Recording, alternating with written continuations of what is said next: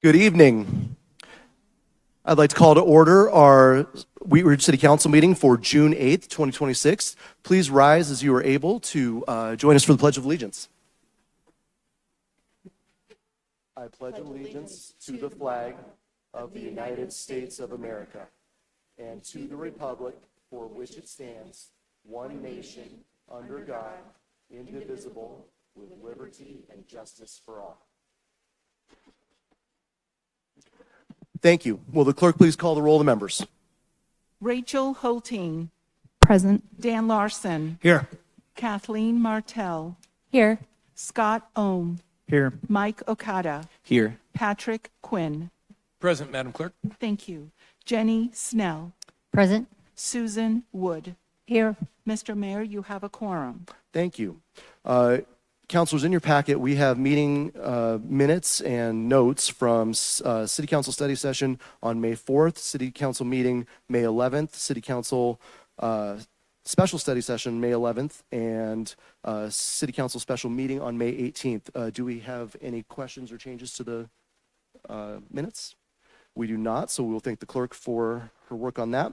We'll go to approval of the agenda, and we'll go to Mayor Pro Tem Holteen.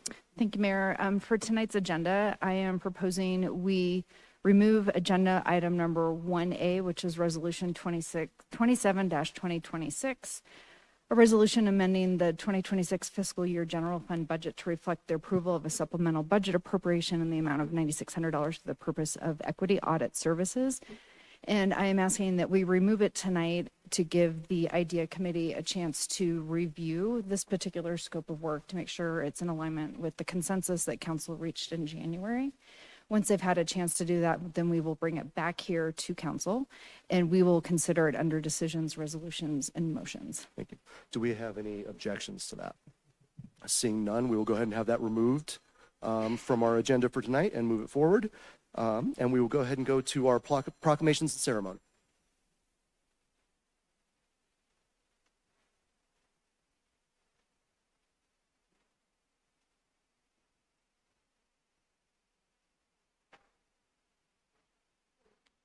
If I may have Dr. Alexis Hoffling join me up here. Welcome. We have a proclamation tonight for National LGBTQ plus Pride Month for June 2026. Whereas the City of Wheat Ridge cherishes the value and dignity of each person and appreciates the importance of equity and freedom. And whereas all are welcome in the City of Wheat Ridge to live, work, play, and every family deserves a place to call home where they feel safe, happy, and supported by friends and neighbors. And whereas the city denounces prejudice and unfair discrimination based on age, gender, identity, gender expression, race, color, religion, marital status, national origin, sexual orientation, or physical attributes as an affront to our fundamental principles.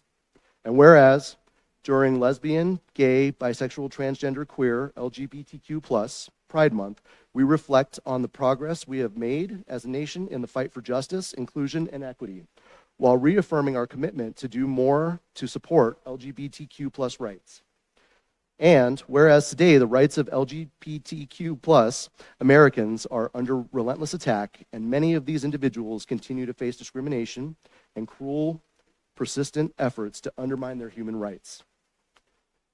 And whereas, despite being marginalized, LGBTQ+ people continue to celebrate authenticity, acceptance, and love.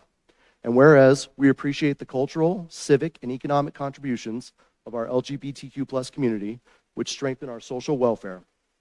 Now, therefore, be it resolved that I, Corey Stites, Mayor of the City of Wheat Ridge, and the Wheat Ridge City Council do hereby declare the month of June 2026 as LGBTQ+ Pride Month. And we honor the resilience of the LGBTQ+ people who are fighting to live authentically and freely. We reaffirm our belief that the LGBTQ+ rights are human rights, and we recommit to delivering protection, safety, and equity to the LGBTQ+ families so that everyone can realize the full promise of America. A witness thereof on this 8th day of June, 2026. Would you like to say a few words?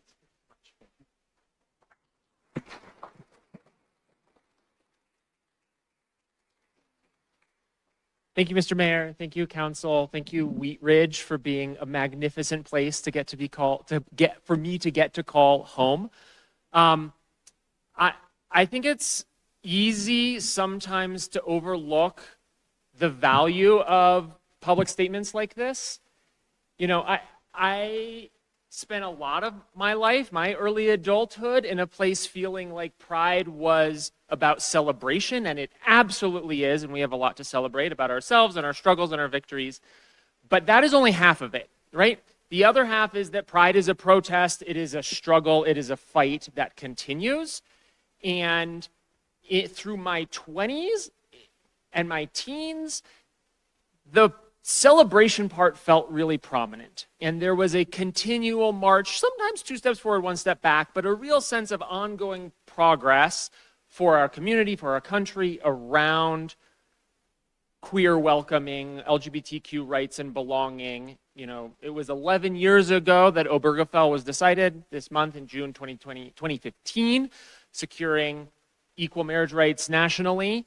And in the decades running up to that, things felt really optimistic, right? There were challenges, and there still are, and I'm cognizant that as a white queer person, things were sometimes more optimistic for me than they were for some of my brothers and sisters and siblings of color. But that is not the entire story. And I think many of us are more cognizant now in the last 5-8 years of the increased hostility and persecution. And things really feel like we are more on the back foot now. In many regards, we are losing rights.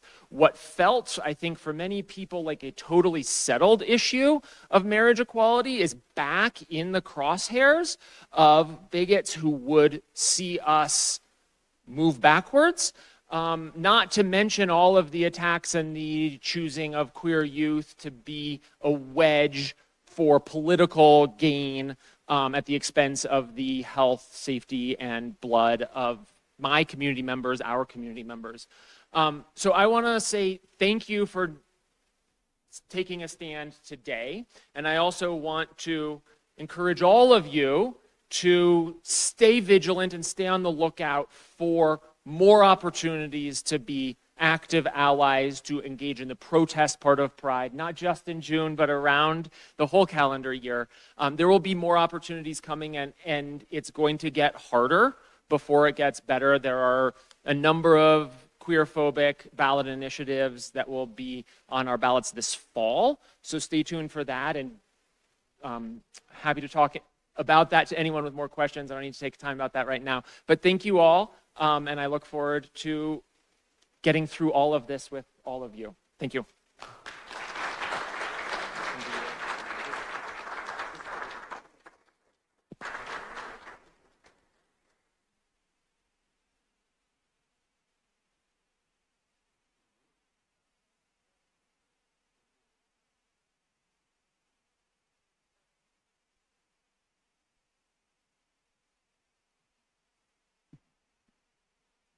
If I may have Kia Ruiz, Danny Coben, and Derek Deese join me up here.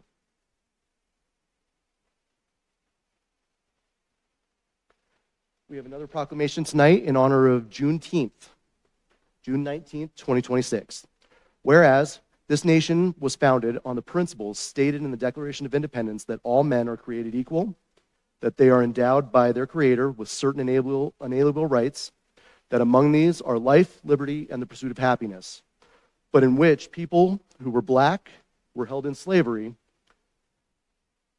And whereas President Abraham Lincoln signed the Emancipation Proclamation on January 1st, 1863, which states that all persons held as slaves within a state or designated part of a state shall be thenceforth forever free, changing the legal status of 3.5 million enslaved people who were black from slave to free. And whereas the Emancipation Proclamation paved the way for the 13th Amendment of the Constitution of the United States, which formally abolished slavery in the United States of America. And whereas news of the Emancipation Proclamation did not reach most distant slave states until federal troops arrived in Galveston, Texas on June 19, 1865, to take control of the state and ensure that all enslaved people be freed. And whereas The day of respect and remembrance, called Juneteenth, a combination of words June and 19th, is observed as an important day in our nation's history. And whereas Juneteenth is also known as Freedom Day, Jubilee Day, and Cell Liberation Day, and is a federal holiday celebrated on June 19th.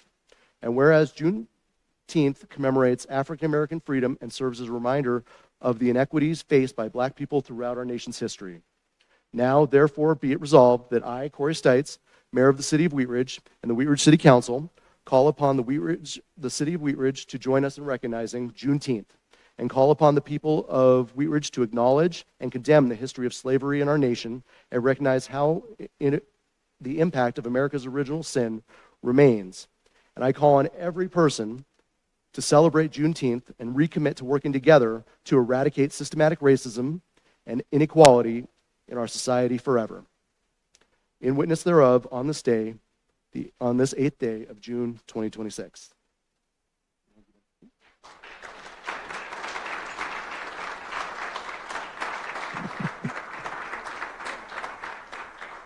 Hey, everybody. Juneteenth. I know this kind of came out of nowhere for a lot of people.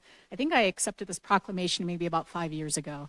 In context of 2026, this is a really good time to talk about it.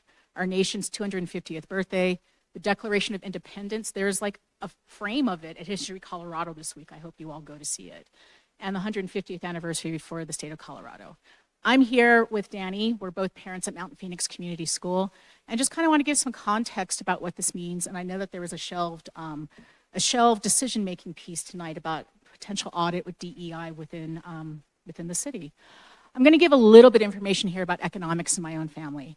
So History Nebraska right now is actually doing research on my family. Harriet and Miles Whitehall, my great-great-grandfather. He came to Missouri from North Carolina in the 1830s when he was a baby, and he was enslaved and married Harriet Whitehall in Missouri. He was owned by Spencer Hall Gregory. In 1860, census records show that Spencer Hall Gregory had a wealth of $142,000 in Missouri. In 1870, that went down to $82,000. This man had such a grudge about emancipation and losing his 32 enslaved people that on his obituary, it also includes financial records. What does this mean, though? Like, that jump from $82,000, even though he says he lost a lot of money, that still would have been over $2.5 million if we look at it now. There is a missing piece there of generational wealth and what a lot of people have not had access to. When we think about how that translates into the city of Wheat Ridge, where we almost even have this proclamation tonight, there are 3.1% Black people according to the Census Quick Facts here. That's 960 Black people in the city. You almost didn't find Black people to show up here for the proclamation. Right now, most people, if they have a Black friend, the same Black friend is a Black friend for everybody. Danny, you and I, we're like everybody's Black friend at the school. No, I mean, I'm serious though. So like, what does this mean though when we're looking at economic audits now and how money moves in communities? We know that there's already income disparity with how women have their job titles compared to how men and the money that comes in per dollar. That even goes down even further if you're not white and you have like a female identity or if you're just not white. We need to look at these economic machines right now because money flows through more when you have equity in your process with who your vendors are. And I know there have been questions about the cameras that are like getting our tickets within the city and how much of every dollar stays within the city, how money moves, how money flows. I want you to think about this economic generation that this man was so mad that in 1870 he had $82,000 that he took it to his grave. But what does that happen when that money moves around? My family missed that because they were enslaved. Miles Whitehall escaped enslavement in 1863. He was in the 62nd Regiment that went down to Texas. He was in Galveston. He was there on the coast to keep the Confederates from fleeing. What the 62nd Regiment did, people, former slaves that had missed out on generational wealth, they combined $5,000, and that is a lasting memory of Lincoln University in Missouri. Money moves when you look at equity and how money is generated. That's my family. Like I said, they didn't come to Colorado. Colorado was violent. Homestead Act missed everybody. Indians are getting extricated from here. We have a chance to right some wrongs, especially if we look at how we audit and how we move money in the city. Thank you so much for this proclamation.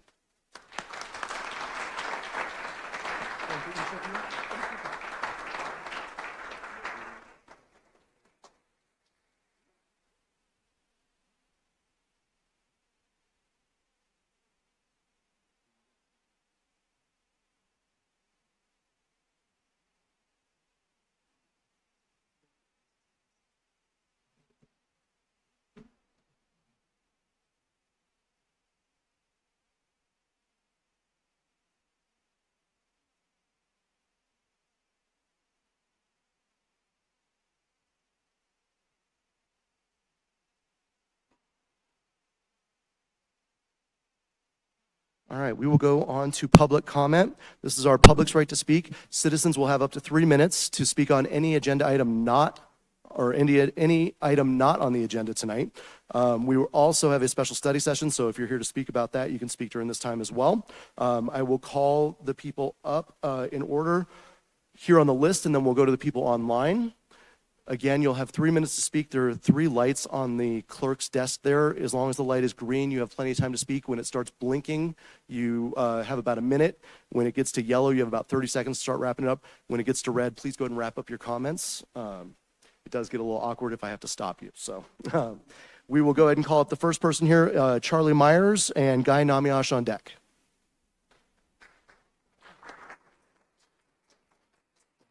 Good evening. Thank you very much for the opportunity to say a few words. And my name is Charlie Myers. I reside at 3620 Otis Street in Wheat Ridge, Colorado, District 1.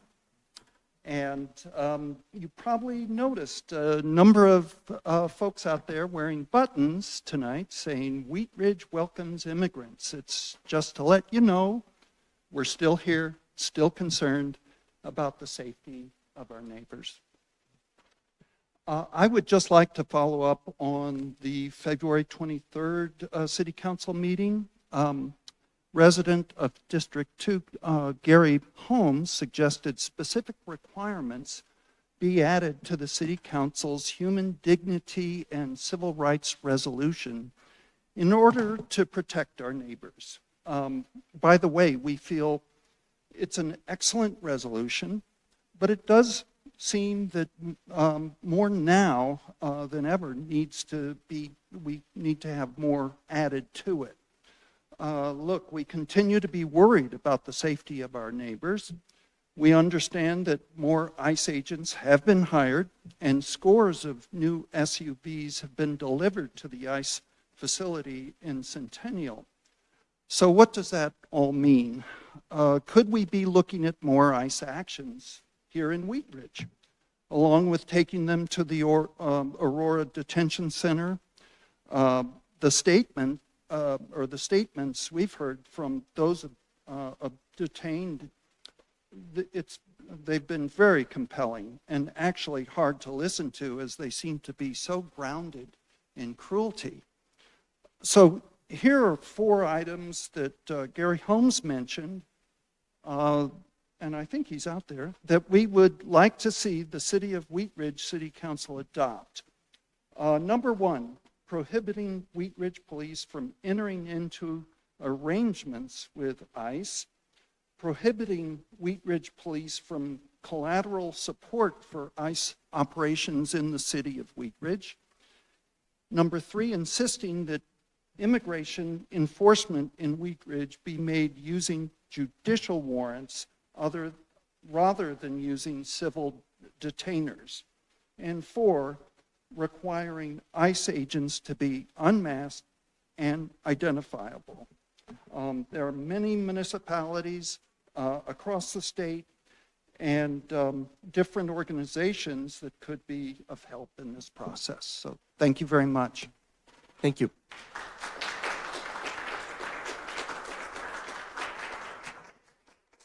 Thank you.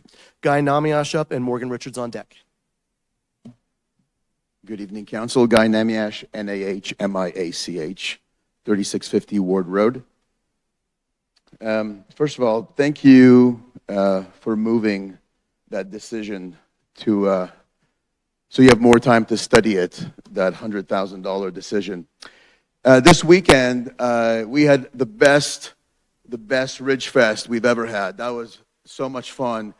And being the owner of the Neighborhood Gazette, we have a booth that has a banner that says, I will talk to anyone about anything. Let me tell you, they come out.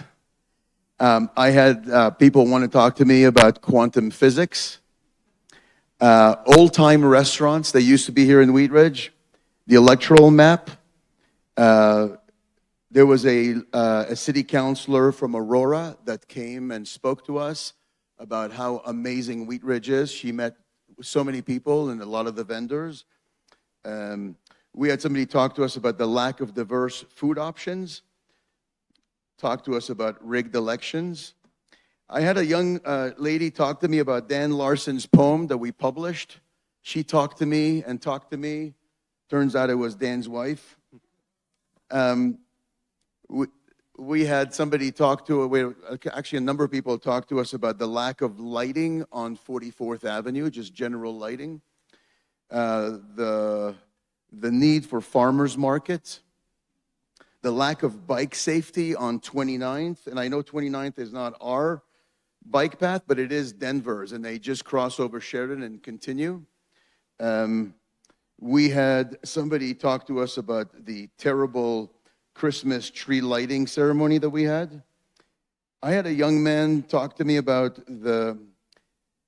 I think it was the first time that he told anybody that he was gay, and that was pretty amazing. And then he followed up about difficulty of being a gay Republican, but felt so welcome here in Wheat Ridge. A bunch of people talked to me about the no need for any more libraries because most people go to the one on 20th. And best Ridge Fest ever. Nobody actually complained about being marginalized or not getting services from the city. I love that we have the IDEA committee. It seems to be very narrow-minded. I don't know if they're still here, but I'm the Jewish guy that everybody knows. So when there's a giant swastika outside of our city, that IDEA committee was silent. That's who I was waiting for to say something. Silent. And, it's not so much the city, but you guys built the IDEA committee to actually do that. Never, ever heard anything from the IDEA committee. Super disappointed. $100,000. Am I finished now? Yeah. Great. Perfect. Thank you so much. Thank you. Thank you. We tend not to allow applause other than the proclamations. Appreciate it, though. Morgan Richards is up, and then we'll go to our callers online. Hello, I'm Morgan Richards at 3255 Ames Street, RICHARDS. And I'm a parent, a small business owner, live and work in Wheat Ridge. And I'm here to thank you. Because since 2020, our city and you as leaders have leaned into making sure that our community is safe and inclusive for everyone, which includes myself, who come from Jewish people, my 2 children who are Black, one of who is on the autism spectrum. It is so important for us to continue to do the work that we committed to in 2020 to ensure that people feel safe and welcome. And there are economic realities, benefits, as well as liabilities in doing that, which is why I came tonight to say, please go ahead and move forward with the audit, which you committed to by consensus in January. An audit will give us factual information about the areas that we need to improve, because frankly, look at us. Most of us have a dominant cultural lived experience on the street. I don't experience the things my children do. I don't experience what Alexis does. I don't live in their skins. But I know enough that we have more work to do, and the audit will help inform that work in a way that can be cost effective. And frankly, if we don't do that work, we run the risk of there being very serious harm against somebody that could be very expensive and a liability for the city. So it's an investment in making our community better. So I really thank all of you. Please continue to be brave and do the right thing, because not everybody even feels safe enough to show up here tonight to speak to this. Thank you. Thank you. We'll go to our callers online. I apologize if I messed this name up, but Kalichi Ndukwe Ajala.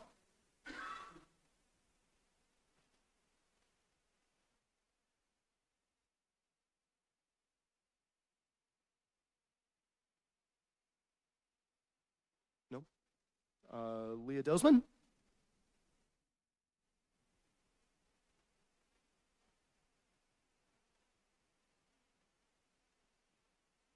Neither one of them are online, or?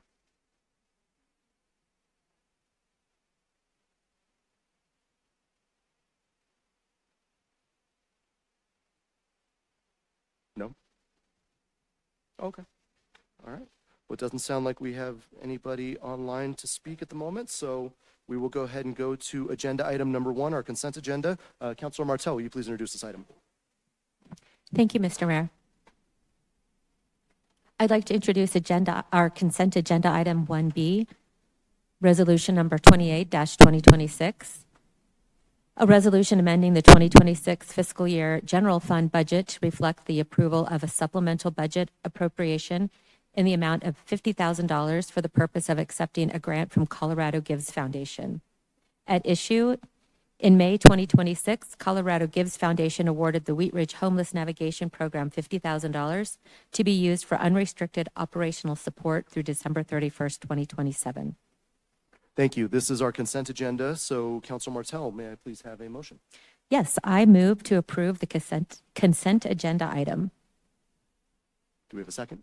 Second by Councilor Snell. Will the clerk please poll the council?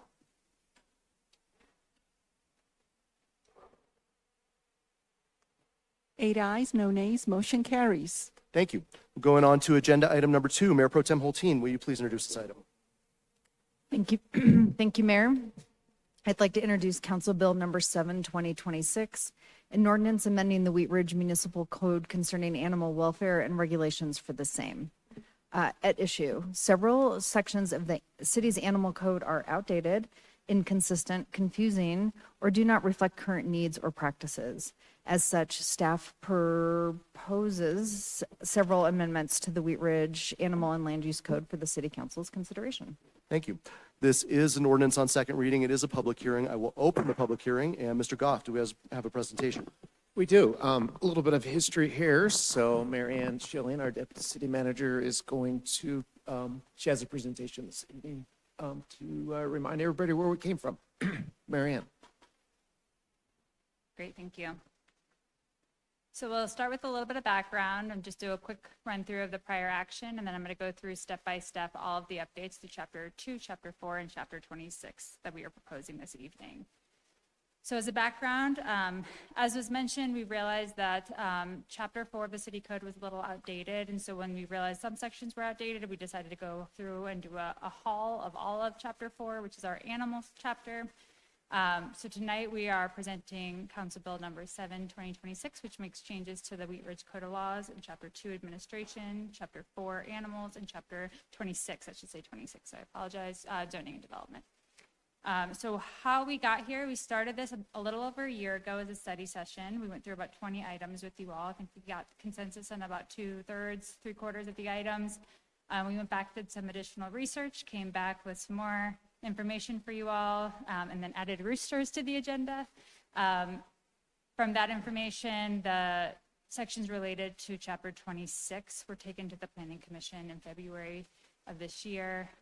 We combined all of the updates to an ordinance on first reading in March, continued the second hearing in April, came back in May of this year, and so now we are back again with second reading.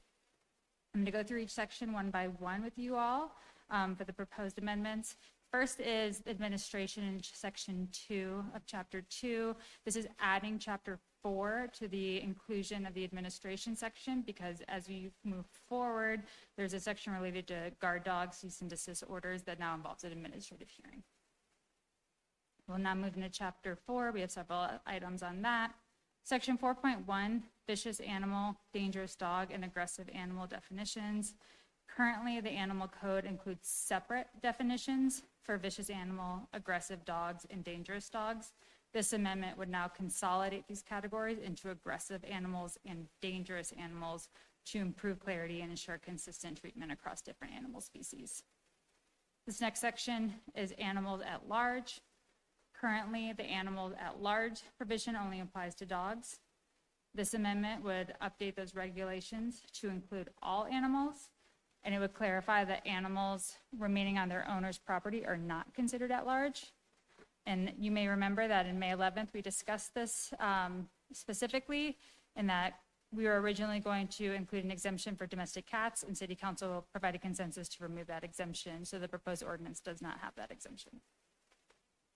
Next section is off-leash dog park regulations.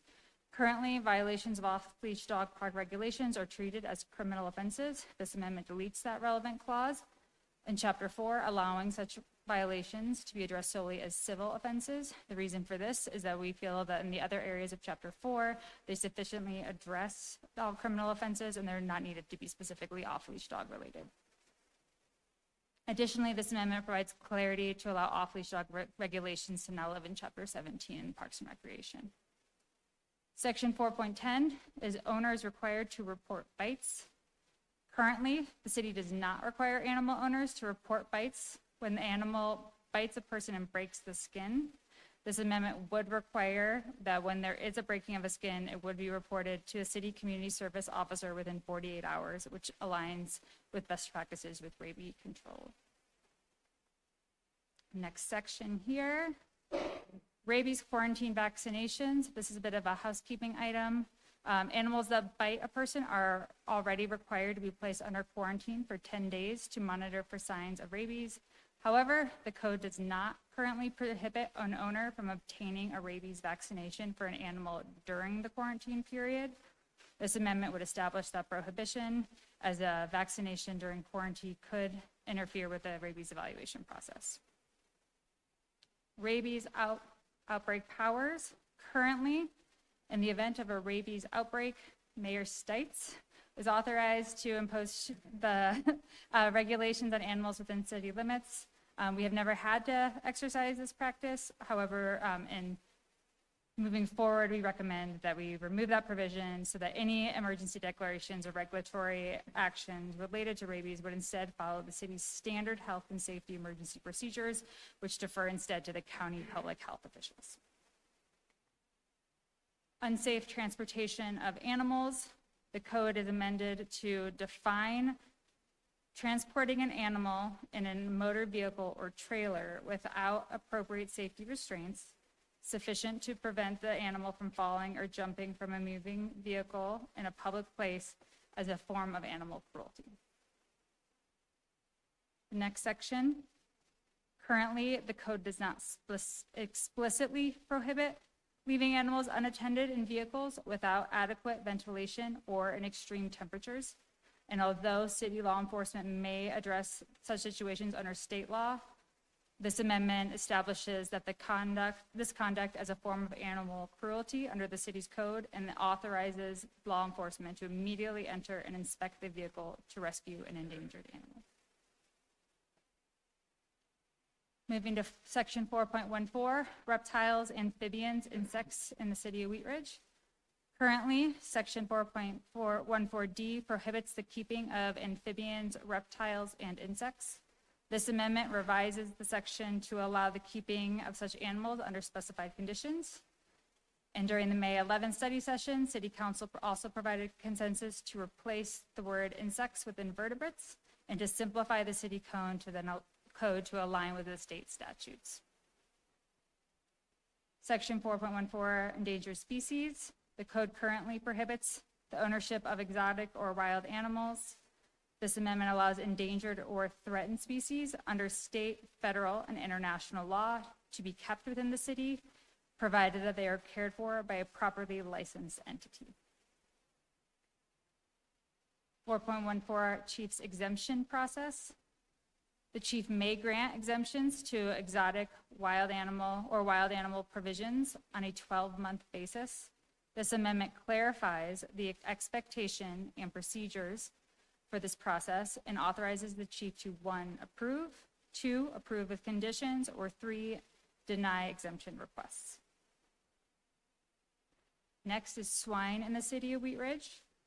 Swine are currently permitted in the city under both the Animal Code and the Land Use Code.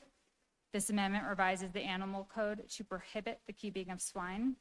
There is also a separate ordinance addressing swine regulations in Chapter 26 of the Land Use Code, which I'll discuss later. And during the May 11th special study session, City Council also provided consensus to remove the Latin language descriptors and use plain language instead, and you'll see that in the proposed amendment. 4.17, dangerous animal defenses. We have a section in the code which details affirmative defenses available to dangerous dogs, such as the dog was provoked or defending their owner. These were expanded to apply to all animals, not just dogs. Child-proof structures for dangerous dogs. A presiding judge of the city municipal court may allow a dog that meets the definition of a dangerous animal to be kept in the city, provided that the dog is maintained in a secured enclosure. And this amendment clarifies that these enclosures must be childproof. Transfer of dangerous dogs. Currently, a dog meeting the definition of a dangerous animal may be transferred only to a family member, but sometimes that's not the best option for a dog. This amendment revises the code to allow transfers solely to responsible caretakers as evaluated by the city's community service officers, regardless of the relationship between the transferring parties. Next, we have the possession of dangerous and aggressive dogs. Currently, the code allows dogs meeting the definition of a dangerous or aggressive animal to be kept within the city, provided that the owner complies with the certain conditions specified by the presiding judge of the city's municipal court. This amendment clarifies that the section, clarifies the section to be more straightforward, easier to understand without making any substantive changes. Licensing authority. This code was amended to authorize staff to establish approved licensing administrators. The code previously required a mile-high rabies tag, which used to exist at one time but no longer is in use. So this replaces it with broader language regard to licensing. In this next section, child-proof structures for guard dogs. It was amended to require that enclosures for all guard dogs are childproof. Section 4.33, guard dog cease and desist orders. This is a new section which authorizes the city's law enforcement to issue a cease and desist order to an entity using a guard dog when such use poses a danger to the public. Any such order would be subject to the administrative hearing appeals process. Section 4.34, kennel licenses. The city currently issues kennel licenses. This amendment establishes that as a condition of the license, the city's law enforcement may inspect the facility at any time, and that if there is a reasonable cause to suspect danger to an animal. Section 4.52, hearings required for the disposal of animals. Current practice at the city and at the Foothills Animal Shelter is that no animal shall be sold, donated, or euthanized without a signed order from the judge, except in cases where an animal is ill, severely injured, or experiencing extreme pain. This amendment officially codifies that existing practice. 4.52, court-ordered animal holds. The code establishes that the municipal court is authorized to place a hold on animals suspected of neglect, seized due to cruelty, designated as dangerous or aggressive, or identified as service animals until the resolution of their case. While this has been the standard practice in the city of Wheat Ridge, the authority was previously inferred rather than explicitly granted to the judge for. And finally, we have Chapter 26, Zoning and Development. In Section 26.204, the zoning district use schedule. This amends the code by replacing the note of the table of uses, agricultural and public facilities to now prohibit the raising or keeping of swine in all zone districts. And in Chapter 26.206 of the code is now amended to establish limits on the number of roosters permitted per property. 1 rooster is allowed on the property under 1 acre, and up to 3 roosters are allowed on larger properties. This applies to residential and agricultural zone districts. This code in this section is also amended to prohibit the raising and keeping of swine in all zone districts. So with that, I move to recommend approval of Council Bill 07-2026, an ordinance amending the Code of Laws concerning animal welfare.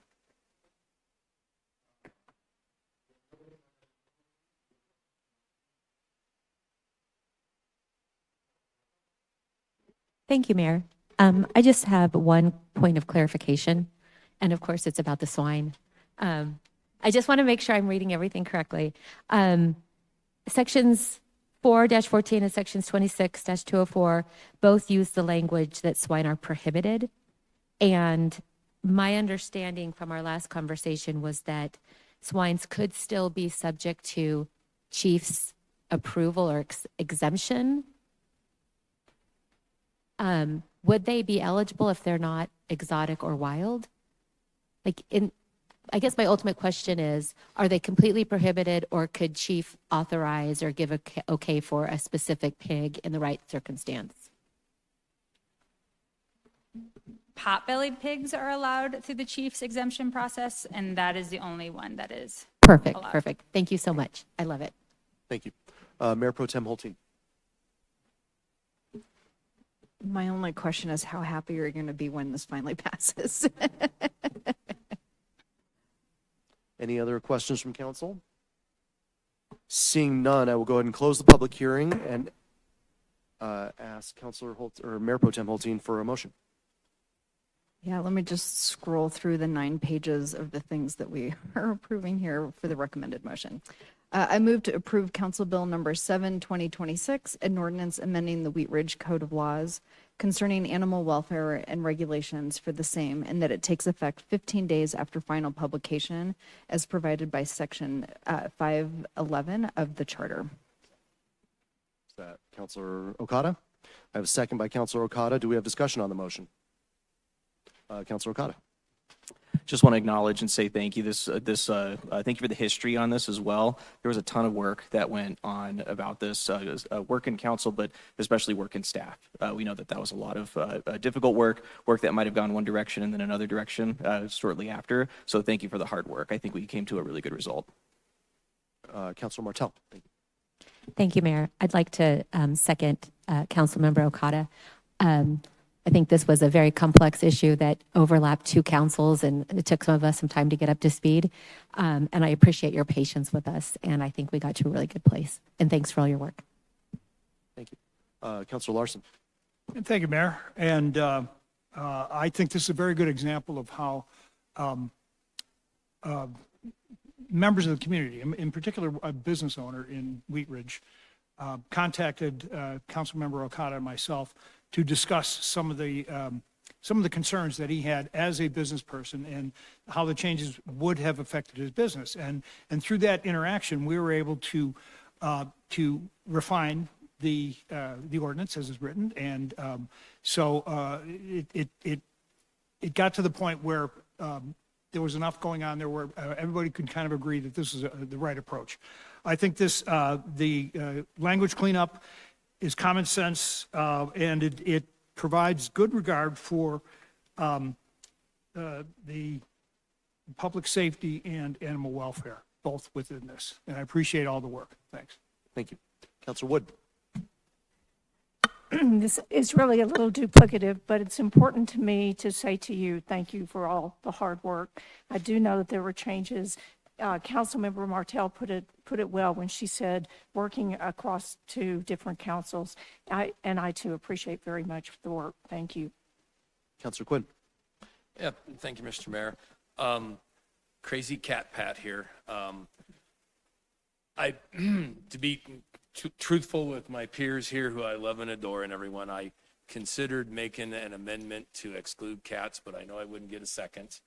And I know it wouldn't go anywhere, so I don't want to waste anyone's time, but I would be a criminal tonight because Harry escaped and went running through the neighborhood, and I'm not going to go look for him at 10 o'clock because Chief Murtha would be arresting me, peeking in everyone's backyard looking for my idiot cat.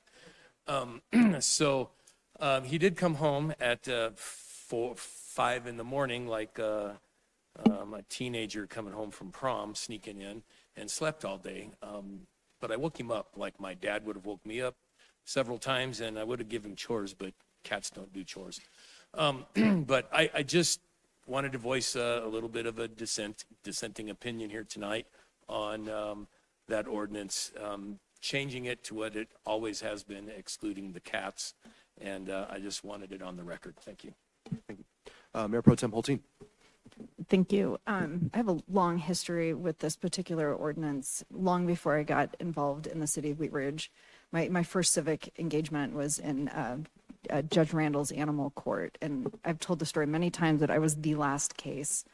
So I sat through probably 12 or 14 animal court cases, and it was really my first insight into part of Wheat Ridge that I just didn't necessarily experience day to day, going to restaurants and the grocery store. And so I had a deep familiarity with our animal code long before I even knew who our city manager was. So, and then one day I was in the Costco parking lot in Arvada, and I saw a dog in distress that was locked in a car, and it was a hot day.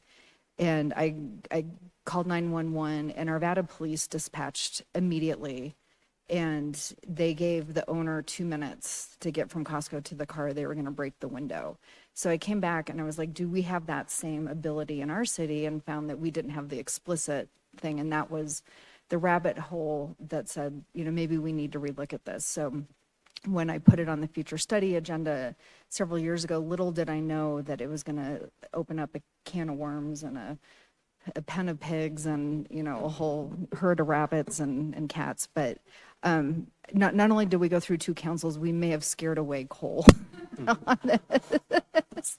But in your presentation tonight, Marianne, just like the depth and complexity that city staff and council has been willing to partner to really make sure the welfare of those who can and cannot speak for themselves is just deeply considered. I know there's a lot of animal lovers in this room, so I want to recognize the work. I am deeply proud of the work that we've done as a city to do this, and I think we've done a good job of finding the balance of being a quirky and transition agricultural heritage community that is still a suburb of a major metropolitan area. So I'm excited to be supporting this, and it's really well done piece of legislation. Thank you. Thank you. Councilor Snell. Thank you, Mayor. I'll be brief. I just wanted to also say thank you for all the work. This has been a lot. And I also want to just highlight really quickly the compassion that our council put into this decision. I saw that in many times through discussions, through study sessions, and I really want to call that out because you can't ever have too much compassion. And just like Mayor Pro Tem Hulteen just said, for both our community members, but also our animal community members. So I'm grateful to be a part of that. Thank you. Thank you. Seeing no other comments, will the clerk please poll the council?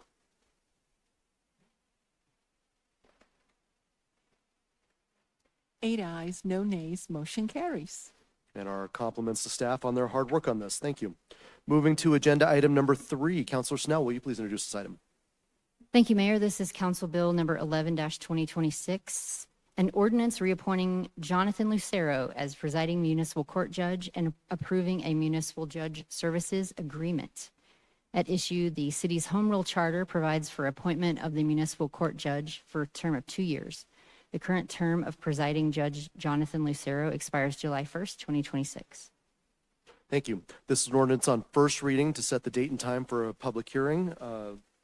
So we'll have no public comment or any presentation tonight. So Councilor Snell, may I please have a motion? Thank you, Mayor. I move to approve Council Bill number 11-2026, an ordinance reappointing Jonathan Lucero as presiding municipal court judge and approving a municipal judge services agreement on first reading, order it published, public hearing set for Monday, June 22nd, 2026 at 6:30 p.m. as a virtual meeting and in City Council chambers, 7500 West 29th Avenue, and that it takes effect upon adoption at second reading. Second, Mr. Mayor. I have a second by Councilor Quinn. Will the clerk please poll the council? 8 ayes, no nays, motion carries. Thank you. Moving on to agenda item number 4. Councilor Larson, will you please introduce this item? Thank you, Mayor. Tonight's item number 4 is an ordinance on first reading. Council Bill number 12-2026, an ordinance amending Chapter 2 of the Wheat Ridge Code of Laws to transfer the duties of the Board of Adjustment to the Planning Commission. The item under consideration is to amend Chapter 2 of the Wheat Ridge Code of Laws to transfer the duties of the Board of Adjustment to the Planning Commission. Thank you. This is also an ordinance on first reading to set the date and time for a future public hearing. Councilor Larson, may I please have a motion? I move to approve Council Bill number 12-2026, an ordinance amending Chapter 2 of the Wheat Ridge Code of Laws to transfer the duties of the Board of Adjustment to the Planning Commission on first reading, ordered published, a public hearing set for Monday, July 13, 2026, at 6:30 p.m. as a virtual meeting and in City Council chambers, and that it takes effect immediately after final publication. Second. I have a second by Mayor Pro Tem Holteen. Will the clerk please poll the council? 8 ayes, no nays, motion carries. Thank you. Moving on to agenda item number 5. Councilor Okada, will you please introduce this item? Thank you, Mayor.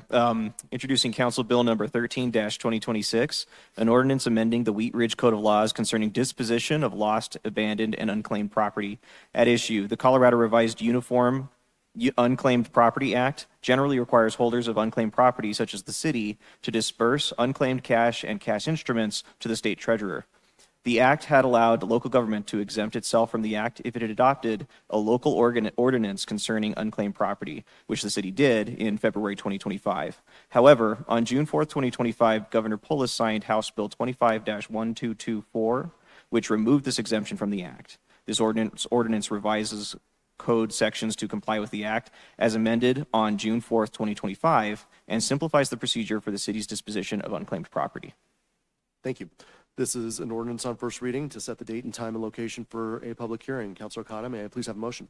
I move to approve Council Bill number 13-2026, an ordinance amending the Wheat Ridge Code of Laws concerning disposition of lost, abandoned, and unclaimed property on first reading, order it published, public hearing set for Monday, June 22nd, June 22nd, 2026, at 6:30 p.m. as a virtual meeting and in City Council chambers, and that it takes effect 15 days after final publication as provided by the Charter. Second. I have a second by Councilor Ohm. Will the clerk please poll the council?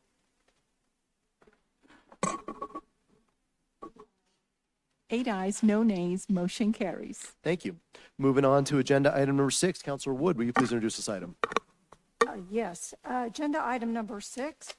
The title of this agenda, or of this item, is a motion awarding a contract to Roxall Consulting Group Incorporated in the amount of $427,536.19 with a contingency amount of $42,753.62 for a total approved amount of $470,289,000.81 for the Wadsworth Path Reconstruction Management Services contract. The issue before us is that the city entered into an IGA with CDOT to construct a shared use path along Wadsworth Boulevard between 32nd Avenue and 35th Avenue. The IGA allows for reimbursement of design, construction, and construction management services. Staff issued a request for qualifications for construction management services per CDOT guidelines and received 2 responses. Based on the information provided and past work experience, staff determined Roxall to be the most qualified firm to provide construction management services for the project. The city is recommending to enter into a contract with Roxall. Thank you. This is a motion before the council. Mr. Goff, do we have a presentation?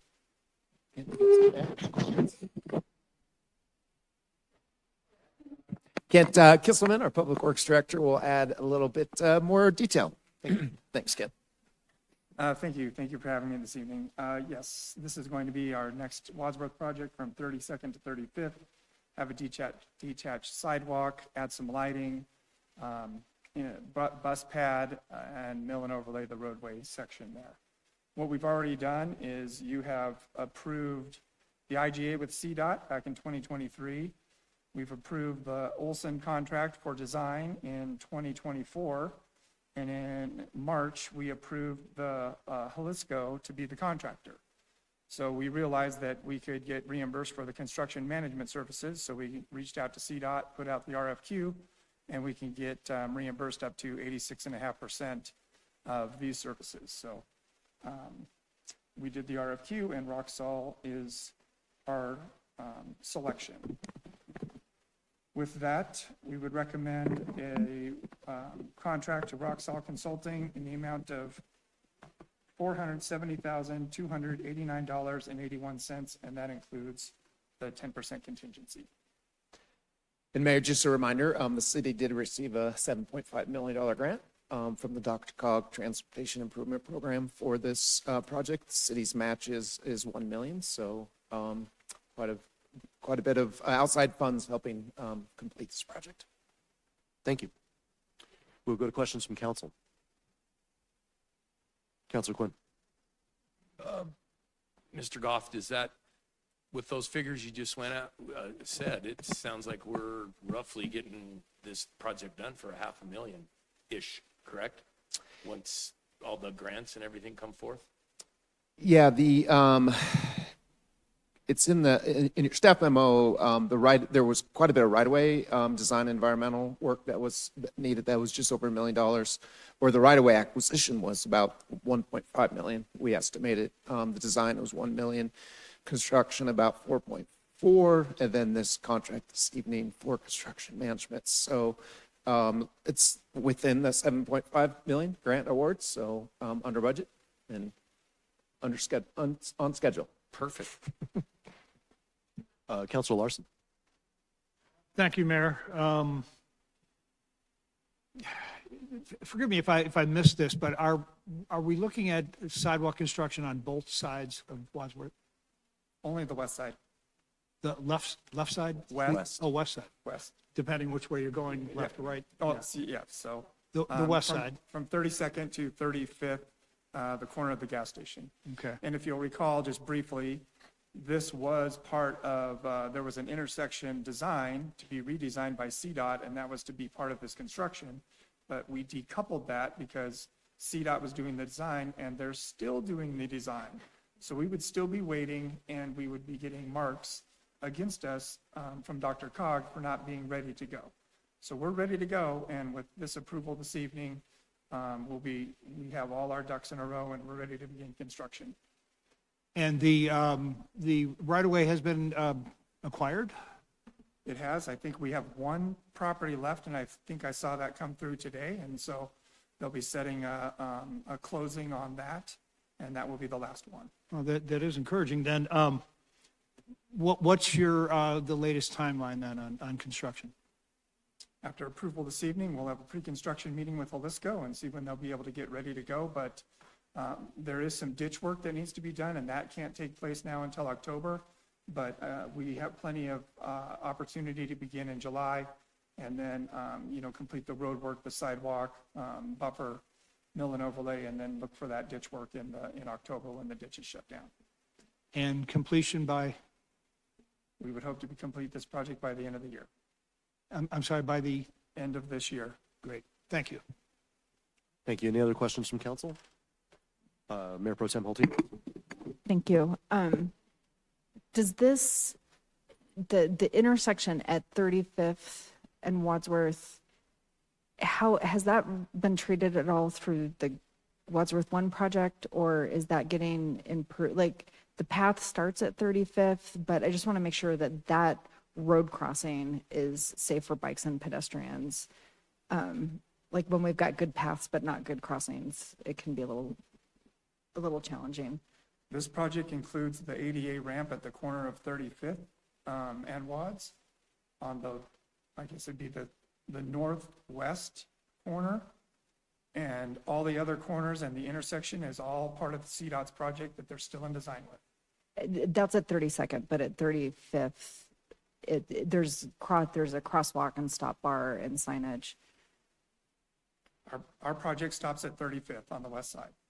I mean, internally, I guess we can look at, updating the crossbar or the stop bar if that's necessary. But again, our project goes from 32nd to 35th and no further than that. Right, yeah, I'm just trying to clarify, like, 35th, where does 35th start or stop? Because we've been doing 35th on either side, and I just want to make sure we're not ignoring the roadway. It'll go all the way to the northwest corner of 35th and Wads, so through the interchange. Okay, all right, that's just what I want to make sure. Thank you.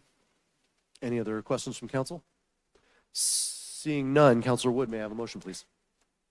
Yes, I move to award a contract to Roxall Consulting Group Incorporated in the amount of $427,536.19 with a contingency amount of $42,753.62 for a total approved amount of $470,289.81 for the Wadsworth Path project. Second. I have a second by Mayor Pro Tem Holteen. Do we have discussion on the motion? Seeing none, will the clerk please poll the council? 8 ayes, no nays, motion carries. Thank you. Moving on to agenda item number 7. Councilor Ohm, will you please introduce this item? Thank you, Mayor. Consideration of written findings and decision for the Lakeside Auto Wash special use permit. At issue, City Council conducted a public hearing to review the special use permit for Lakeside Auto Wash, which is located at 5900 West 44th Avenue. Following the hearing, the council voted to add conditions of approval and further directed the city attorney to prepare written findings and decision. Thank you. This is a motion for the council. It is not quasi-judicial. I'm going to go ahead and recognize the city attorney real quick to let us know what's going on. Thank you very much. If I can handle one procedural matter before we get to the substance of the findings and decision themselves. As council is aware, the charter at section 5.9 requires council members to vote on everything unless they're excused by unanimous consent of the remaining members. And you will recall that at the beginning of, or actually before the hearing was opened on this matter on May the 18th, my partner Thad Renault, who was sitting in for me that night, engaged in some Q&A to respond to a couple of requests for council members to recuse themselves. He went through a Q&A with Councilmember Ohm, who was not recused, but he did go, we established that Councilmember Holteen would need to excuse herself, and of course that can only be at the consent of the other council members. And during that meeting, the other council members did in fact vote to unanimously to excuse Councilmember Holteen. The purpose of me going through this exercise is to remind us of that and to make a little record that the council did in fact excuse Councilmember Holteen. And I would ask the council to confirm by a consensus that your action on May 18th excusing Councilmember Holteen extends to tonight and your action on reviewing and acting on these findings. So if I can get a head nod from all council members, if there's put it this way, if there's a council member who disagrees with continuing to excuse Councilmember Holteen, if you would so indicate. Terrific. Let the record reflect that no council member raised their hand. Therefore, all council members have agreed that your action in excusing Councilmember Holteen on May 18th continues to tonight and extends to the action you're about to take here. With that in mind, we can excuse Councilmember Holteen, and we'll send someone to come get her when this item is concluded. So thank you for that. Thank you, Mr. Dahl. Yeah. I think I misspoke. This is quasi-judicial. Sorry about that. Mr. Goff, do we have a further presentation on this item? Yeah, we'll turn it back to Mr. Dahl. Terrific. Thank you very much. Council, very quickly, you conducted a hearing on May 18th on, as you were permitted to do and after notice, on the auto wash special use permit. You took testimony and evidence. And after taking all that testimony, closing the hearing, you deliberated and you took a motion to modify the special use permit and to direct my office to prepare findings and decision memorializing your decision. I have prepared those findings and they're in your packet. In so doing, I reviewed the entire recording of your hearing. I also conferred with my partner Thad Renault, who was sitting in for me that evening, and staff. And the resulting findings and decision that you have in front of you are reflective of not only my research, but my conferring with those individuals. I believe it's as accurate as I possibly can make it in terms of reflecting not only the evidence that was presented, but the dialogue and the discussion of council. With that in mind, you have the hearings and you have the findings in front of you. There's not really, no additional testimony is permitted. You've closed the hearing. So really, this is just action on these findings. If there's a concern with the findings and you have questions for me about any aspect of them, I'm happy to take those questions. In the end, there's a motion, the recommended motion is to approve the findings as presented. But with that, I'm happy to take any questions before you would take action. Thank you, Mr. Dahl. Do we have any questions from council? Seeing none.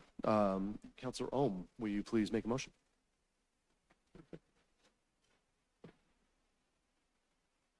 I move to approve the written findings and decision for the Lakeside Ottawa special use permit as prepared by the city attorney.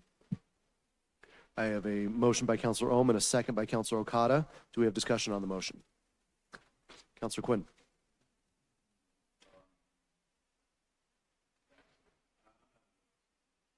Okay. Counselor Larson. And thank you, Mayor. And I would just like to say that I think it was pretty clear from the evidence that we heard at the hearing last month that this was a fairly clear example of noncompliance, both due to noise and the operational impacts on the neighbors. So I support this motion and the decision behind it. Thank you. Any other? Counselor Quinn again. Yeah, sorry, I support this and agree with you, Counselor Larson, that, you know, we don't live next to that. Those folks that came and testified did, and I just want to make sure that we take care of those folks as best we can. I feel bad for the business, but like I said, I don't live next door to that, and I don't believe I could. So appreciate all the work and everything that went into this. Thank you. Counselor Ohm. Thank you, Mayor. I want to definitely thank staff, our city attorney, and everybody that was involved with this to get to this point. Appreciate all the detail and really, you know, council taking a real hard look at this and you know, coming up to the decision we made. Thank you. Any other discussion before we? Okay. Will the clerk please poll the council?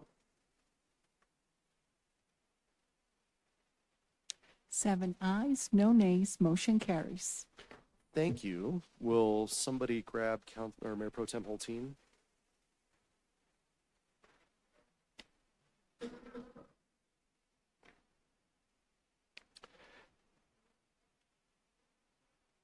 And we will go ahead and go to city managers matters. Nothing this evening. Thank you, Mayor. Thank you. City attorneys matters. Well, thank you again for allowing me to be absent as I needed to be last meeting. And I appreciate your taken care of or being taken care of by my partner, Thad Renault. He reports that you're a great group and he enjoyed working with you and being in the hearing. We enjoyed getting to meet Thad and working with him as well. Thank you for having That's him. all I have. Thank you. Elected officials matters. We will start with District 3 today. Councilor Wood, how are you? My report really has to do with Ridge Fest, which I attended on Saturday. It was I'm almost ashamed to say, my first Ridge Fest. I was so wholly impressed.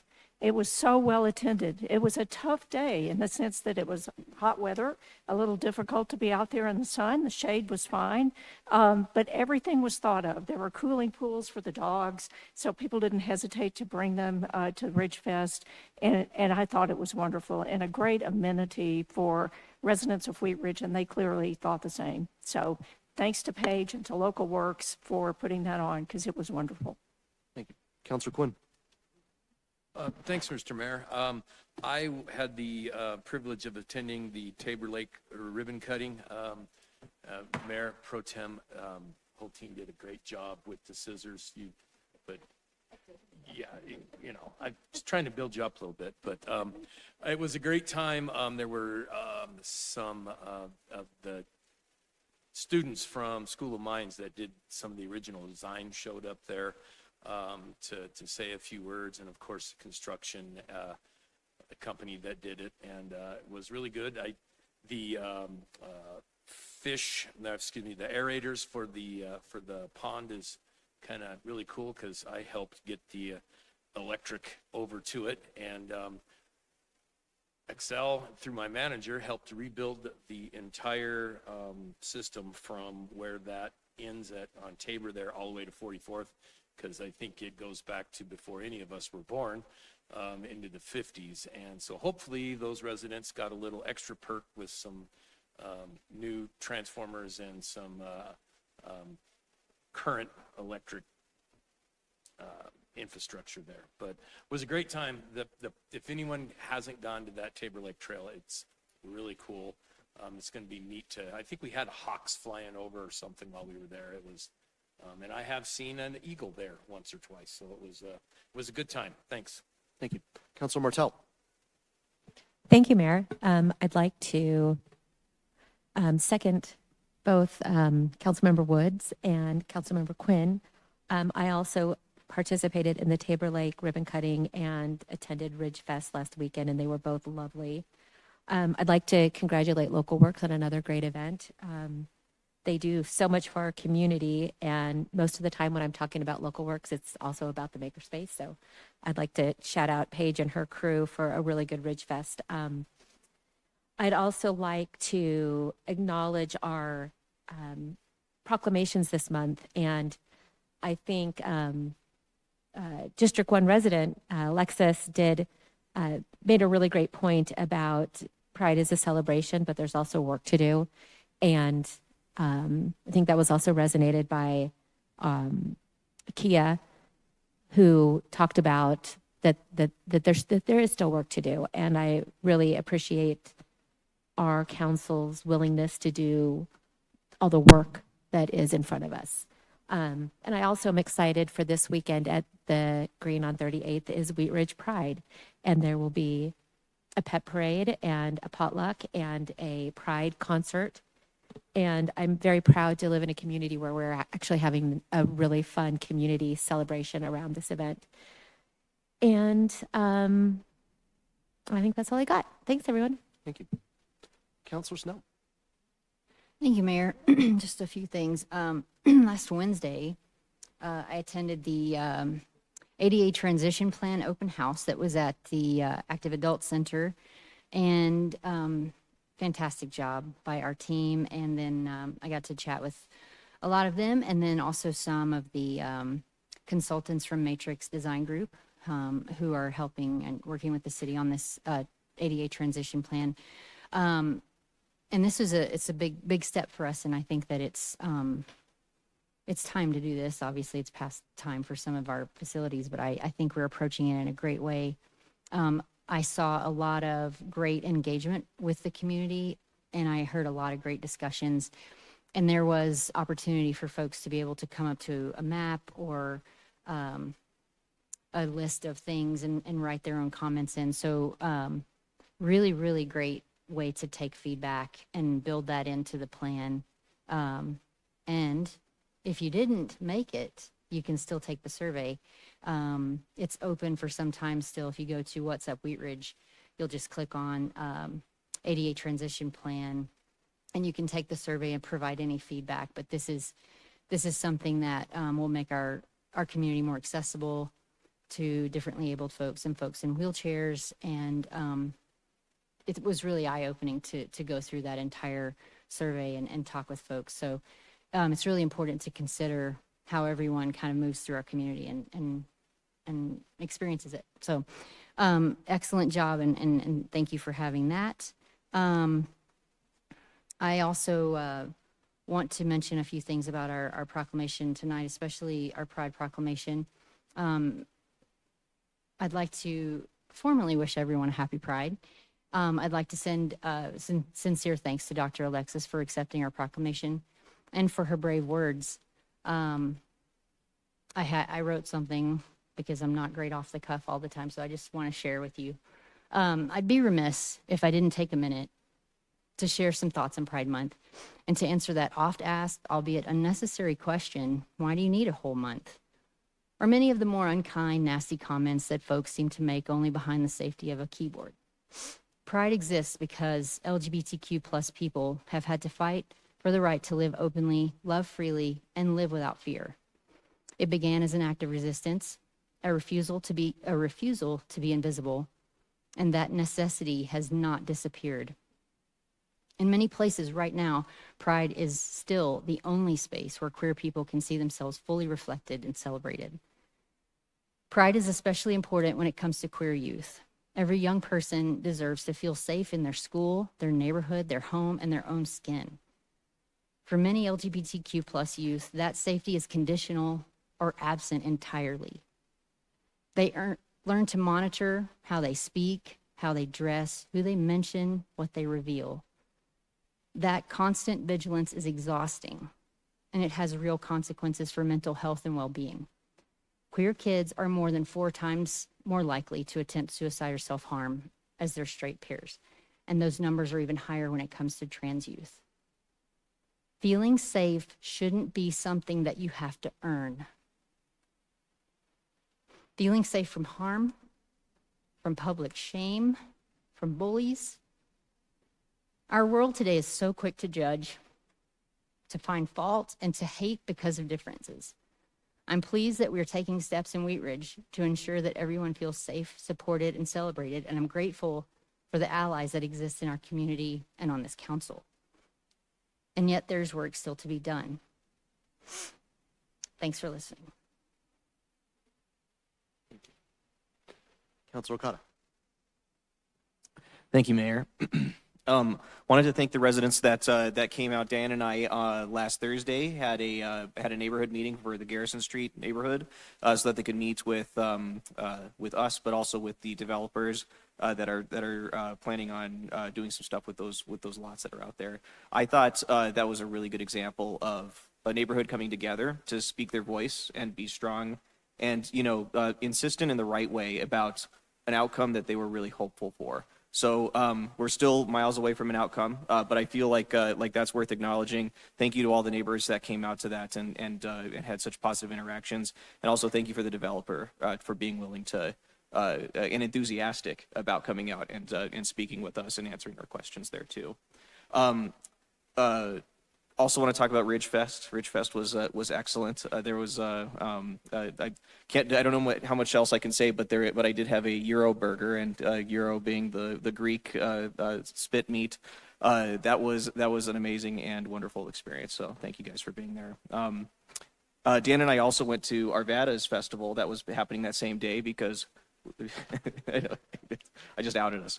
We went out to the Arvada Festival that same day so we could talk about, so we could learn a little bit about some of the developments that were happening on the north side of Wheat Ridge that were kind of right next to my neighborhood, and learned some very interesting things that are happening there too. Not that it's a contest, but I feel like ours was maybe a touch better and maybe a touch better attended. But the other thing I wanted to mention here is I want to kind of acknowledge Councilmember Quinn and just point out that a council that's as resonant and has so much agreeability amongst us. I feel like anytime we have a moment where we get a chance to be able to show dissent and disagreement on some of the things that we think and talk about, especially here on the dais when we have plenty of disagreements behind the scenes, I think that's something that should be deeply acknowledged and applauded. So I just wanted to say thank you, Councilmember Quinn, for that. And that's it for me. Thank you. Councilor Larson. And thank you, Mayor. First off, I want everybody to know that today is National Best Friends Day. So call, text, or write your best friend. And in fact, there was a poem published in the Neighborhood Gazette this last week. I'll spare you all and will not read it. On Thursday, members of the council and myself attended the quarterly Jefferson County Commissioners and Municipals meeting, and the topic this go around was wildfire mitigation and the Jefferson County program that is up and running now. That is really taking on the issue of wildfire mitigation along the Front Range here, and they've got a fairly solid plan that's up and running now. There was also discussion about water restrictions at the meeting, and I think we heard the other day that we're now officially in a water emergency. We'll find out more about what that means in the coming weeks.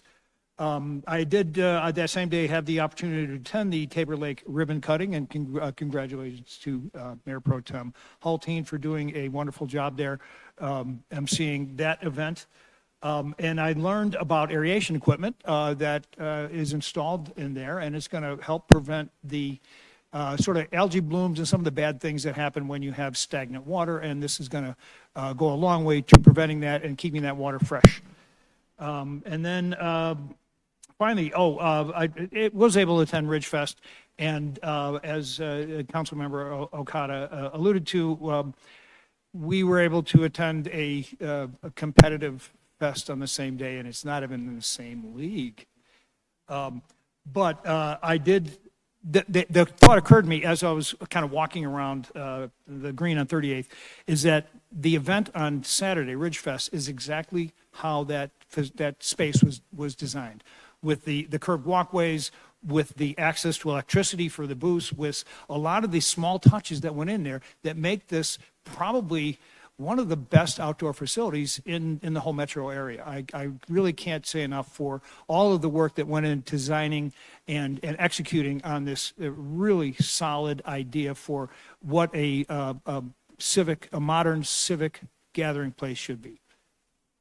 And that is all I have for tonight. Thanks. Thank you.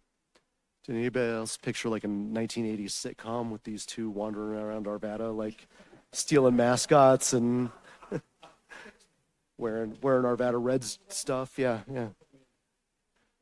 Good for you guys. All right, Councilor Ohm.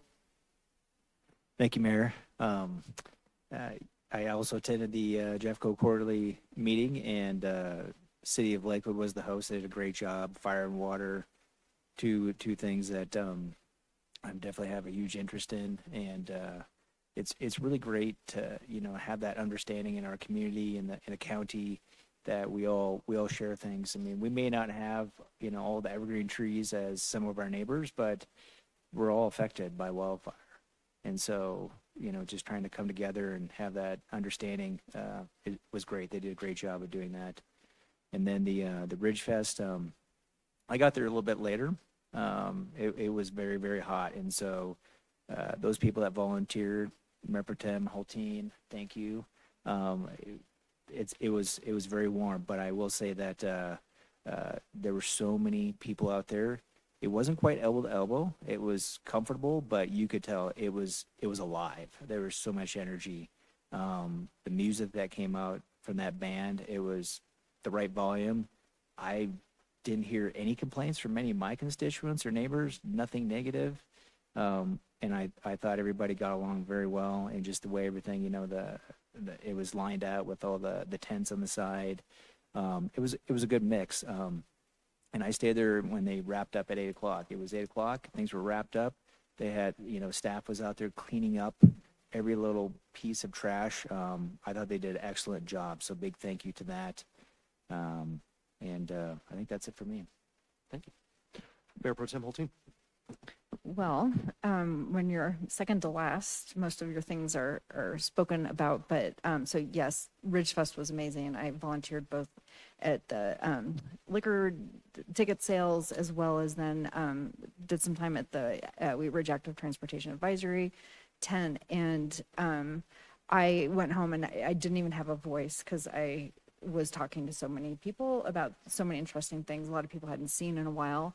But more wonderfully than all the people I saw that I knew were all the new people that I had never seen before. I just really feel like the green is working its magic. And there was a moment, Patrick stopped by the tent, we were just kind of stood back and looked and we're like, yeah, this is what we wanted to happen here. And there was a lot of community input and council deliberation around elements of it, and I feel like we really got it right. And everyone had a place, and it just flowed really well. So I'm looking forward to continued gatherings on the green this year and moving forward. Contrary to compliments I've heard tonight, I was not great with the scissors at the ribbon cutting at the Tabor Trail. I'm a little too short and they're not that sharp, but that didn't matter because it was just such a great event. We had so many of my colleagues here, city partners. My comments really focused on how many different people touched this project, and really I give a lot of credit to Mother Nature for making it worth all that investment. So it was really beautiful morning, and it was really an honor to be part of it. I also was at the Jeffco quarterly meeting and got to talk about all the things that are coming down in Wheat Ridge, so new exciting things can come up, and I think that's really a point in time we're celebrating in our community. My two other things, I do want to, I feel like the theme tonight is speaking out on behalf of those who are most vulnerable and can't speak for themselves between our animal welfare and Juneteenth and LGBTQ Pride Month. We have a lot of entities, creatures, humans, neighbors living in our community who really need proactive support and policies, and for us to be vigilant and to stay focused and committed to our own city's vision and mission, which clearly states that it's important to us to do that work. So I'm really grateful for everyone who came out tonight to share their experiences around that, and especially the group who reminded us about every day in our community there are immigrants who feel like they don't have the same access to the quality of life and community experience that we all have. So I appreciate that. The last thing I just want to make mention of, just so it's a little bit more out front and clear. So Mayor Stites and I have been really trying to focus in on the proclamations in a way to make sure that they're relevant and not performative. I think that there's been, you share today is National This Day. There is a list of things every month and days that we could be recognizing and celebrating, and each year that list kind of ebbs and flows a little bit, and then is oftentimes drawn from national recognitions. And Mayor Stites and I really want to try and refocus that work towards our own community and recognize the things that we're doing here. And sometimes they may be national things that are particularly important and relevant, and we want to make sure we're doing that recognition, but we want to make sure we're doing that in partnership with our community. So when we have community members who come out and accept those proclamations, that's incredibly important. I think over the years, sometimes when we have those proclamations and we don't actually have someone from our community in the room to accept that, I think it makes us kind of pause a little bit and ask, how is this work showing up?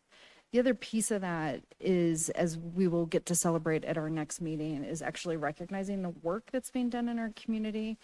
And so we are excited that we've got the first Mayor's Community Champion Award in 2 weeks.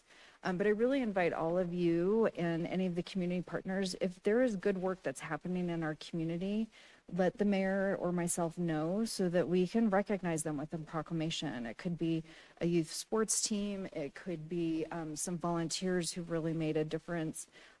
We really want to bring those people into our council chambers and recognize their importance in our civic life. So I'm tasking all of us to keep our ears and eyes open for those opportunities. And again, ping Patrick, Mayor Stites, or myself, and we'd love to work with you to draw up a proclamation. We're kind of focusing on the second meeting of the month to be that real community focus. So we'd love to recognize your neighbors who are doing exciting and interesting work. And with that, I am happy to hand it over to you. Thank you. And I want to thank Mayor Pro Tem Holteen for filling in for me last week. I believe that was my second meeting I've ever missed in 7 years, so I feel like I'm doing okay. But I do thank you for holding down the fort and cutting the ribbons and doing all the things. So thank you for doing all that. I was sad to miss the Tabor Lake Trail ribbon cutting, but I think you did a great job. And thanks for not putting anybody's eyes out with those scissors too. Those things are big. The Community Champion Award, we will have our first awardee coming up in our next meeting. I'm really excited about that. Please let your friends know, let all the community members know. There's an online form they can fill out to nominate people, and we'll be working to select people on a monthly basis to make sure that we're representing this community, because I think that there's a lot of good work going on in this community, and I'm excited for our first awardee. It's totally deserved, and at some point, who knows, we might name the award after this person, because it's so well deserved. But I also want to remind people, we have Coffee with the Mayor coming up this Saturday. It's going to be at Esther's, 9 a.m. So looking forward to seeing all of our community members for that. That's usually a very well-attended event. We'll have a very special one coming up in July, too, that Councilor Snell will be helping me out with as well. I had the opportunity over the last couple of weeks with several of our council members, Councilor Martell specifically, to step into the elementary schools, which I have the opportunity to go to several times a year, but to pass out the Future Farmers T-shirts to all the kindergartners that are graduating to first grade, and so cool. For those of you guys who were at Stober and all the other that we've done, it's one of the coolest things. And I believe 2038 is the graduating class that was on the back of that. So yeah, I see Mr. Dahl's head just exploded. So. You'll still be here. I don't know anybody the rest of me, but Jerry will still be here. So cool. And then I had the opportunity to go to Everett and be there for the 8th grade continuation. And as a former Everett, I was a Raider. These guys are Labradors, but I keep trying to get them to change their mascot. But nobody wants to be a dog. Anyway, but it was so cool to sit there with those 8th graders and their families and to hear the speeches and how well these kids spoke about their experience at that school. And the new principal there this year has really brought in a new energy and a passion that you can see. And we talk about pride tonight, and for a while, Everett was one of those schools that you kind of had to go to because it was in your neighborhood, but it wasn't one that you chose. But what I'm seeing in the schools that I go to now, people are choosing Everett because of that. And they're choosing Wheat Ridge High School because it's now a pathway that they can see themselves from elementary to middle to high school, and they can do it all here in Wheat Ridge, which is fantastic. So thank you to all the counselors. Thank you to the Wheat Ridge Coalition for putting that on and providing the T-shirts, and to all the schools for having us there. As Councilor or Mayor Pro Tem Holteen said, we want to recognize what's going on, and I think that involves our schools as well. So a lot of great stuff going on there. And then Ridge Fest. Ridge Fest was absolutely amazing this weekend. I walked in a little late. I walked in about the same time Councilor Ohm did, and I was going to make a round all the way around the thing, and I got about 10 steps in and then just kind of had conversations at the same place for about 2 hours. And as Guy said, because I was standing next to him for several of the conversations, he had almost nothing but compliments about the green. I think somebody said they would like more shade, which I agree. But other than that, as the trees mature, I'm sure we'll get more shade. But it was an absolutely amazing event. Local Works, as usual, did a phenomenal job. I did think this was one of the best ones. I think they get better and better every year. But to see the local businesses out there, to see so many in the community out there, and as Mayor Pro Tem Holteen said, there were a couple times where we had to stop and go, I don't recognize a lot of the people that are here right now. And that's saying a lot because we know a lot of people on this dais here, and to see new community members coming in and join the space and bringing people together. And I had so many people come up and say, thank you for doing this. Thank you for building this here, because it's bringing people together. And, as Local Works is doing, they're working to program that and make sure that it's a success all summer long. So thank you to every single person for volunteering, putting in the work. Paige and her staff did an amazing job as always. So fantastic event. We look forward to more like that as we go through the summer. I know we have one coming up on July 2nd as well. That's going to be a pretty big event on the green there as well. So we have nothing else. Oh, one, I should mention that we had some amazing businesses there, and we have amazing businesses in Wheat Ridge. So as usual, if you can find it, you should find it and buy it in Wheat Ridge. We will go ahead and adjourn our meeting tonight, and we will go to a special study session. So we will take a 10-minute break. Counselors, please be in your seat at 8:15. Thank you.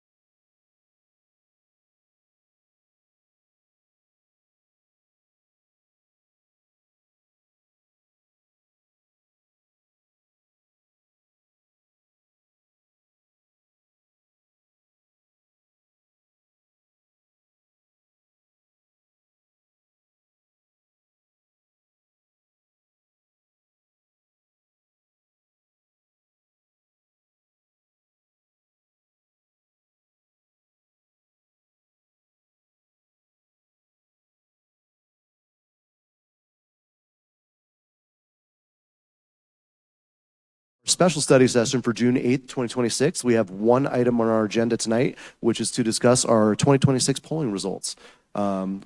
We took public comment during our meeting, so we have nobody signed up to speak. So we will jump right in and go to City Manager Goff to give us our presentation. Okay, thank you, Mayor Stites. As you all know, we've been doing a lot of public engagement with our community over the last few years. We've adopted numerous planning documents after several years of planning efforts. And through this engagement and planning efforts, we've identified significant needs across infrastructure facilities and public spaces in Wheat Ridge. We took that information to a workshop on April 11th with you all and discussed what the priorities should be for the city for the next few years and how to potentially fund some of those large infrastructure needs. We did receive direction at that retreat or that workshop from City Council to poll our residents and get their opinions on what the priorities should be and how they would potentially support a funding ballot question potentially this November. So we contracted with Magellan Strategies. We have Ryan Winger here this evening, who you may recognize, or at least the council members that have been here for a bit. We've used Magellan for several different polling efforts. They do a lot of work across Colorado and have a very good track record, which we can talk about if you'd like. But with that, I just want to turn it over to Ryan. He has a presentation this evening on our first round of polling for this year. Ryan? Thanks. Yeah, and thanks, as was mentioned. If you'll recall, if you're on council for 23, 2024, we did a survey on that sales tax extension in 23 and then the Lutheran Legacy campus in 24. So I guess I'll say after taking 25 off, it's good to be back with you all this evening. And let's get right into it. The first thing we want to do, something like that.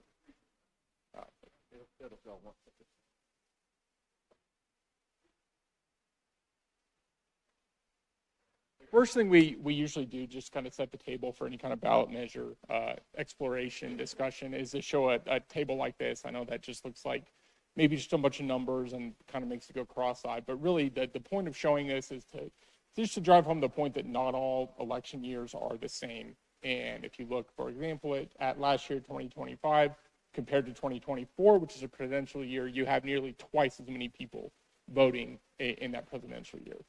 So for this year, most comparable election we have for a midterm is 2022, although I will say that we're anticipating pretty high turnout, so we're kind of targeting somewhere between 2022 and 2024. The real difference you'll see if you look at the numbers here is really on that third section down on the age groups.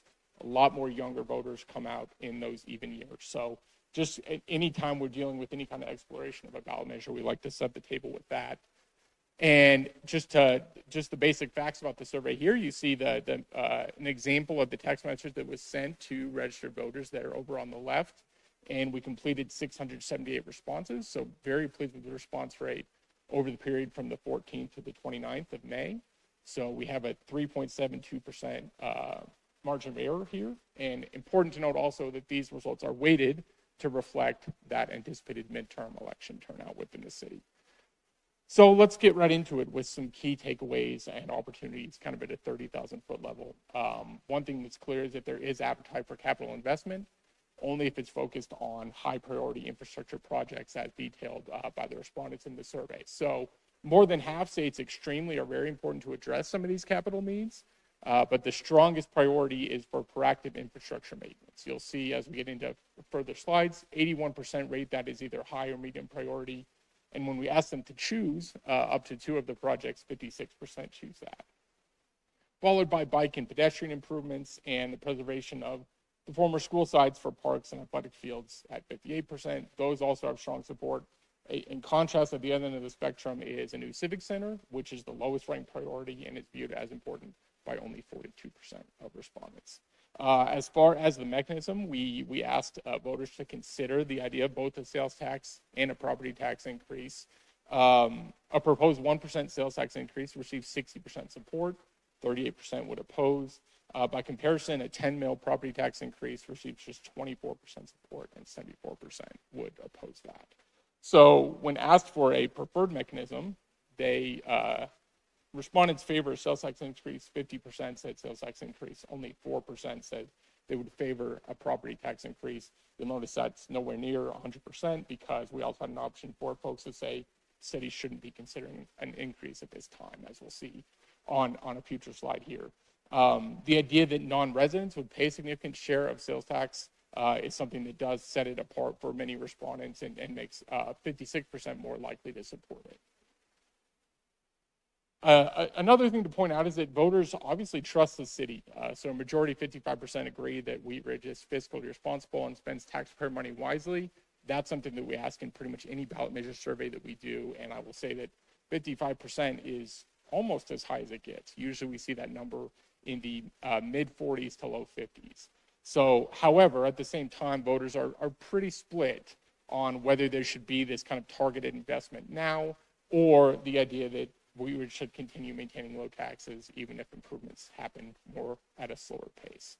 And the real reason for that you'll see is that just affordability concerns. That's kind of the biggest obstacle to any path to a ballot measure. So the most convincing opposition messages that we mentioned, like arguments against doing something now, just focus on cost of living pressures, and also just prioritizing basic infrastructure over a new city hall. So even among those who support investment, they want to have these other, like what they consider to be the most priorities, roads, sidewalks, and infrastructure maintenance, taken care of rather than administrative facilities, which in this case would be the new city hall or the Parks and Public Works building. So let's get right into it. The first question we wanted to ask, just to get a perception, how would you rate the condition of the city's buildings and public facilities? Only 8% said excellent, but a majority, 55%, said good. So that's 63% right there saying excellent or good. You do have 24% that say fair, a tiny sliver that say poor, 11% say not familiar enough. I don't know how to answer that. So generally, relatively pleased with the condition of buildings and facilities.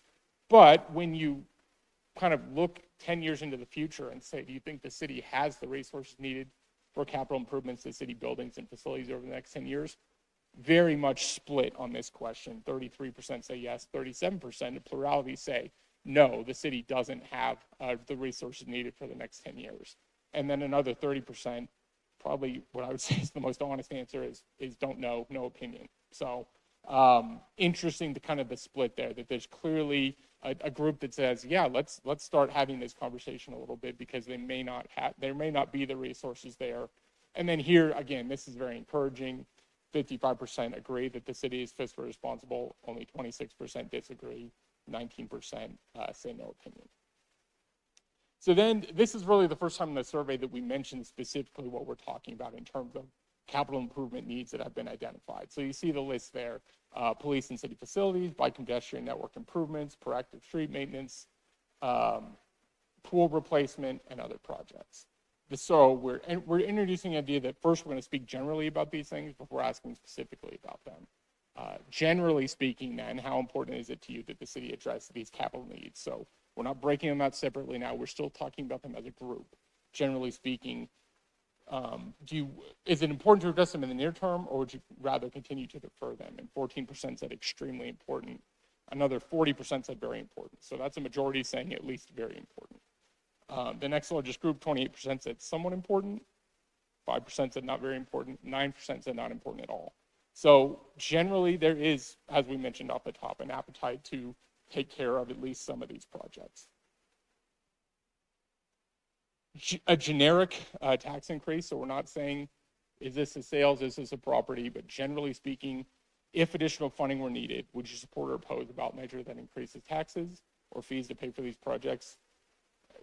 Pretty much as split as it can get there. 47% say support, 47% oppose.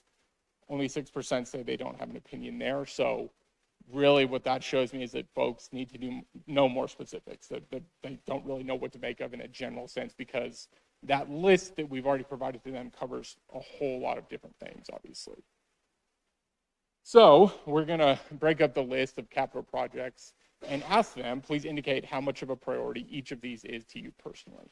And these are ranked in order of, folks that say these are a high priority. So 45% said proactive infrastructure maintenance, high priority. Another 36% said medium priority. Clearly, that's at the top. Then you have, again, bike and pedestrian network, acquisition of those parks and athletic fields at those school sites, going on down to the pool, parks and public works facility, and the new civic center. So there you can kind of see the split or how they view each of these projects differently with, again, proactive infrastructure maintenance at the top and a new civic center with City Hall and police there at the bottom. If you could only fund up to 2, if the city can only fund some of these projects, choose up to 2 that you would like to see funded first. And again, you can kind of see a clear top 3 and then a clear bottom 3 in this sense. Proactive infrastructure maintenance chosen by over 50% of folks, 56%. Another 39% said bike and pedestrian. Another 35% said those parks and athletic fields. The pool is 23%, new civic center, city hall is at 13%, and then the combined parks and public works, where 12% would choose that facility. One option, so as we get into the mechanism a little bit, what this could look like, one option for raising revenue would be a 1% sales tax increase. That would raise approximately $11 million annually. Would you support that 1% sales tax increase? Pretty strong support there. 60% would support, 38% would oppose. So that's a really good place to start in any kind of pre-election polling, to be at 60%. Right now today is a pretty strong support for a sales tax at this point. We asked those who said no, hey, what about a smaller 0.5%? Yeah, a third of them would support that smaller amount, but the vast majority, 2/3 of them said no, it doesn't matter the amount, I still would vote no against the sales tax increase. If the city placed a sales tax measure on the ballot, which would you prefer? This is an interesting question. A sales tax that's lowered after one-time capital projects are paid off and then used for ongoing maintenance. So kind of a phased approach where it's set at one level and then reduced. That you do have 28%, and you'll see throughout the survey, it's typically somewhere around 25 to 30% that say, I don't want to be considering this stuff right now. I don't think we should be raising taxes. Then another 21% say a sales tax that expires after a specific number of years or when the bonds are fully paid off. So it wouldn't have that kind of phased continuation. And then another 16% say a permanent tax increase dedicated to capital improvement. So each of those kind of options has at least some support. You have 4% that said, don't really know what to make of this question. I'm going to say no opinion. But clearly, a lot to kind of mull over on this slide where, yes, the plurality say that kind of phased approach makes most sense, but there are plenty of folks that have a different opinion. This is what we mentioned up the top. Again, approximately half or more of the city's sales tax revenue comes from non-residents. Does this make you more or less likely to support a sales tax increase? 56% say yes. So we do a lot of this kind of work. Obviously, anytime a municipality is considering a sales tax increase, that's a pretty strong argument that's made in favor of it, is that it doesn't fall solely on residents. On the flip side, talking about a 10 mil property tax increase that would generate approximately $8.4 million annually. Estimating additional costs of approximately $375 per year for a home value at $600,000. So just so that they have that information, because very, very, very few people understand what 10 mils means. 24% support, 74% opposed. So completely different results here on a property tax, which is very much in line with what we see in pretty much every community for the last, I don't know how long. I don't remember the last poll I saw that had a property tax more highly supported than the sales tax when we're asking both. And again, if you have a smaller mill, 12% of those no voters would support, but the overwhelming majority would still oppose a smaller mill.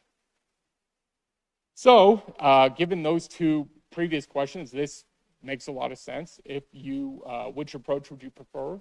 50% said sales tax increase. At 31% again said neither. The city should not raise taxes at this time. 13%, interestingly enough, we kind of gave them an option to say, what if it was smaller sales and property? 13% said that. Only 4% said they would choose a property tax increase. Talking specifically about how the ballot measures may be structured, wanting to explore this a little bit. And this is not surprising at all. Voters very much like to be able to evaluate each project on individual merits. So 47% said that. But interesting is not too far behind there is the idea that if we basically broke them into two separate measures, one for community projects, one for those city operational facilities, 41% said, yeah, that sounds good. So I honestly would have anticipated the individual ballot measures for each project to be much higher, to be clearly the preference, because typically that's what we see is folks don't like having to kind of package things together. They'd like to be able to vote on one thing and one thing only.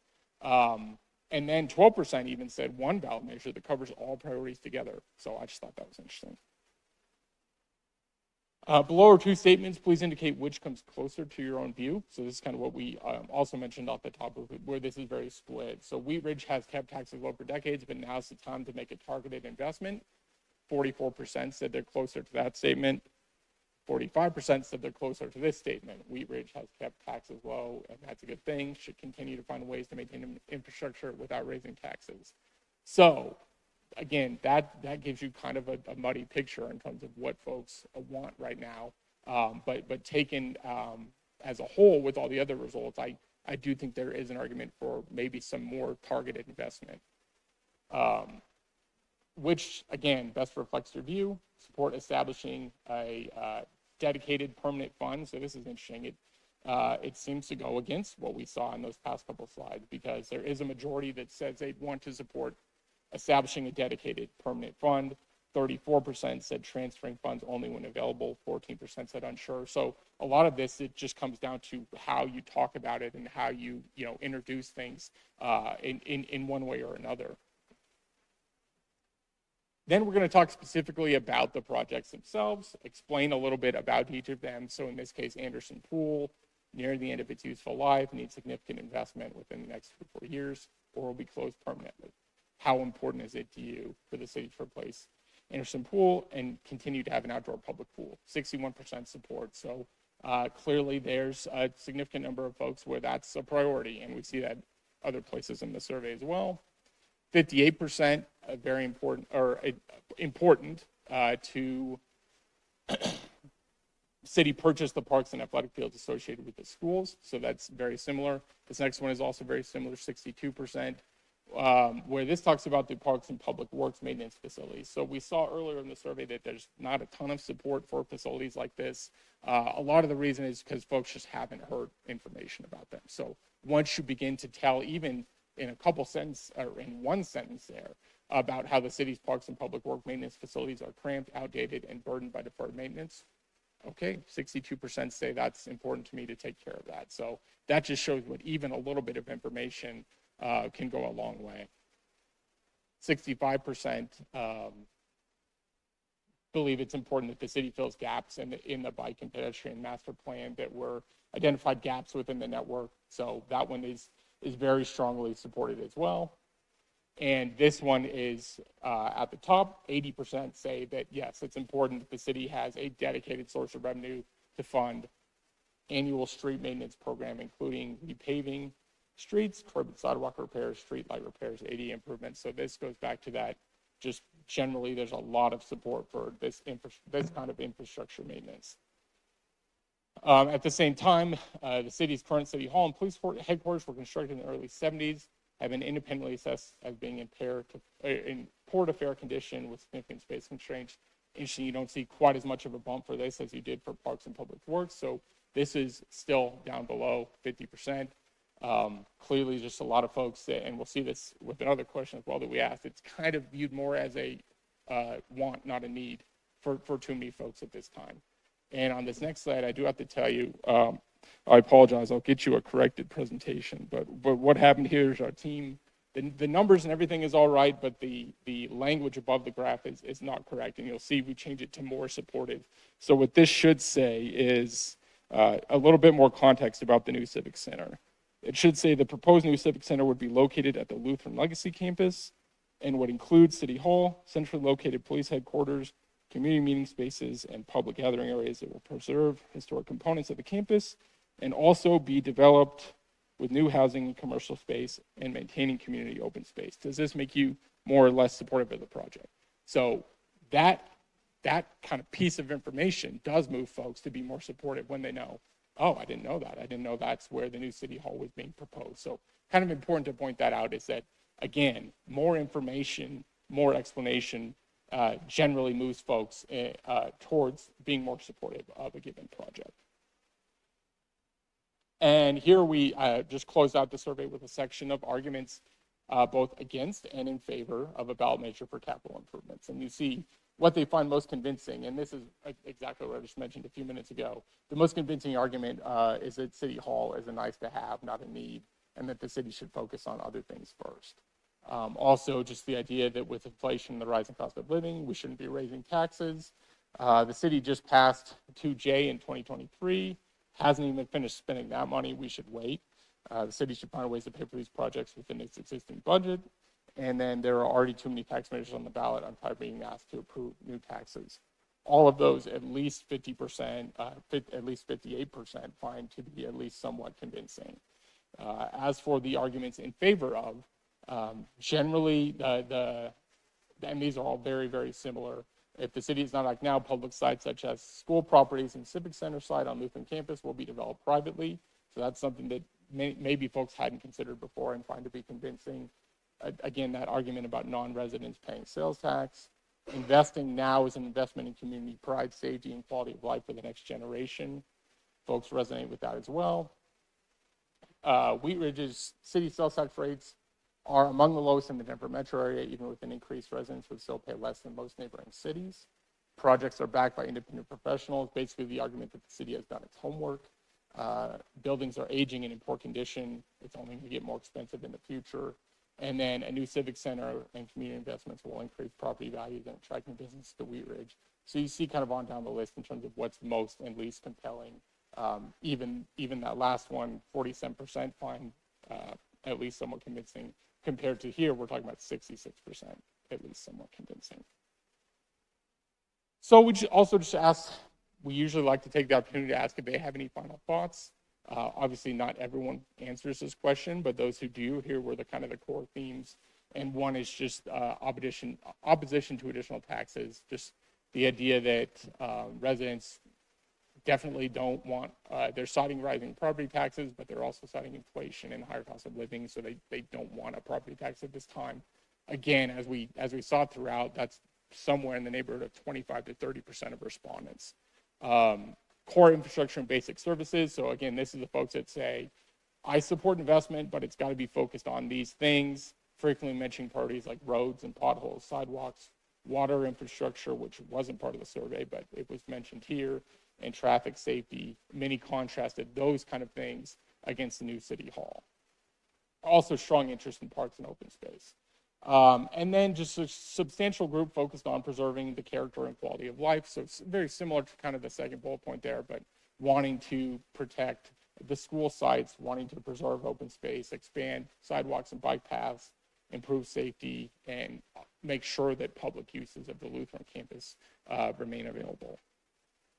And then I'll just finish out here with survey demographics. Again, where possible, these are weighted to reflect what we anticipate turnout to look like this November.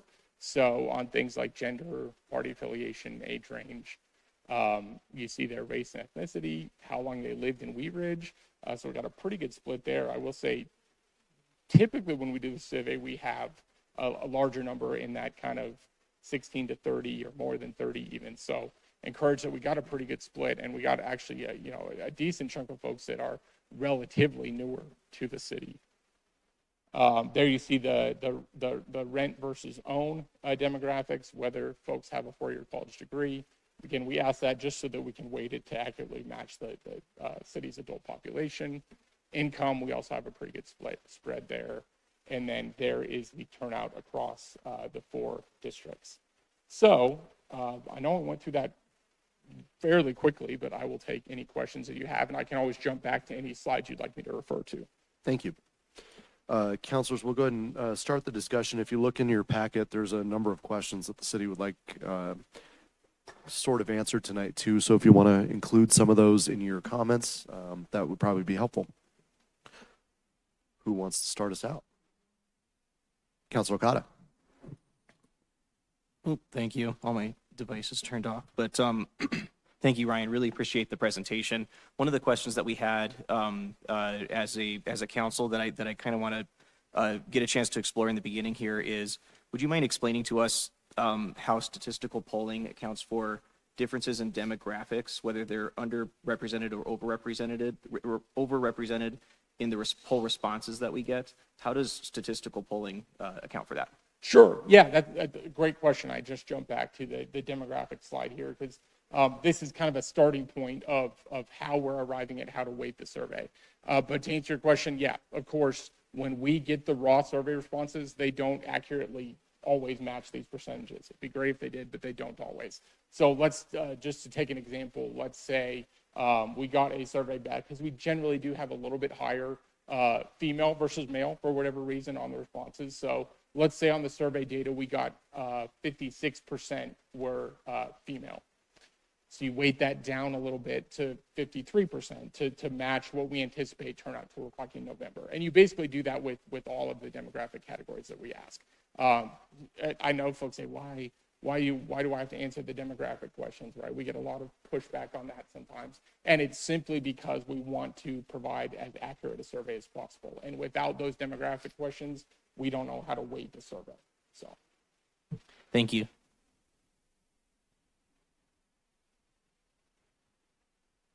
Pro Tem Holteen. Wow, I thought I was going to have to get in line here. I know there's other comments coming. Thank you for this. This is, I think, officially the 5th time you've been in front of me while I'm on council. And I've learned a lot about polling and about developing good ballot questions from polling. So it's really helpful to have a continued trusted partner. I appreciate that. So of course. Even then, it's still, this is probably the most information dense poll that we've done with you. I think we're coming at a lot of different points of clarification and trying to understand different things. So I'll just say, like, I was a little bit more pessimistic than these polling results are coming back. I'm not surprised. We're getting good feedback that we're doing well in the city. So it's encouraging to see that we have indications of trust and an interest for the city to continue investing in itself. With the request to focus on questions, I would support additional polling based on this. I think that there's some things to drill down on. I mean, I think there's some things we can take off the plate that are in this poll that are helpful. The first time we did this, like, I remember we were really surprised at how poorly the rec center polled. We thought that was going to be like the thing everybody loves so we could tuck in other things. So I think there's some things maybe tonight we can talk about to help identify, like, what are things we don't need to keep talking about. But I think there's enough things that are in kind of these grayish, like 50 to 55%, like 45 to 55%, that I think another round of polling will be helpful and useful for us to make final decisions around. So I'm gonna, with that, like, step back and ask more critical questions after my colleagues have some more time to flesh out their questions. But I know from my perspective, definitely support another round of polling. And I think it would be useful tonight to pull some things off that we are getting clear indicators, like mill levies. I think we can probably take mill levies off future polling. Yeah, and this, I'll just add real quick. This, sometimes you know exactly what you want to ask, so you don't need 2 rounds of polling. The whole purpose of doing this kind of poll was to really get a bridge to a second poll that has more specific ballot language, has more of a defined plan. So I totally agree. That's something that's very common, where we have sometimes a first poll just almost creates more questions than it answers. And so if there is, often it's useful to do a second round of polling. So thank you. Councilor Wood. I do have a couple of questions, but I think you just answered my first one, because my first one was, is there really time for additional polling? And it sounds like there is. Yeah. Because you always saw that, or perhaps we did as well, as a phase 2. So, okay, that's good to know. The one thing that really comes through for me, and probably all of us, is that the proactive infrastructure maintenance, it seems like there's a great deal of support for that. And so that's great. That's wonderful. But then less support for other things. I mean, I don't know what the ultimate result will be on what is determined to be the best path forward, and maybe it's that second poll that's going to lead us to that. But if you phase things over years, I may be asking you to have a crystal ball here, I don't know. But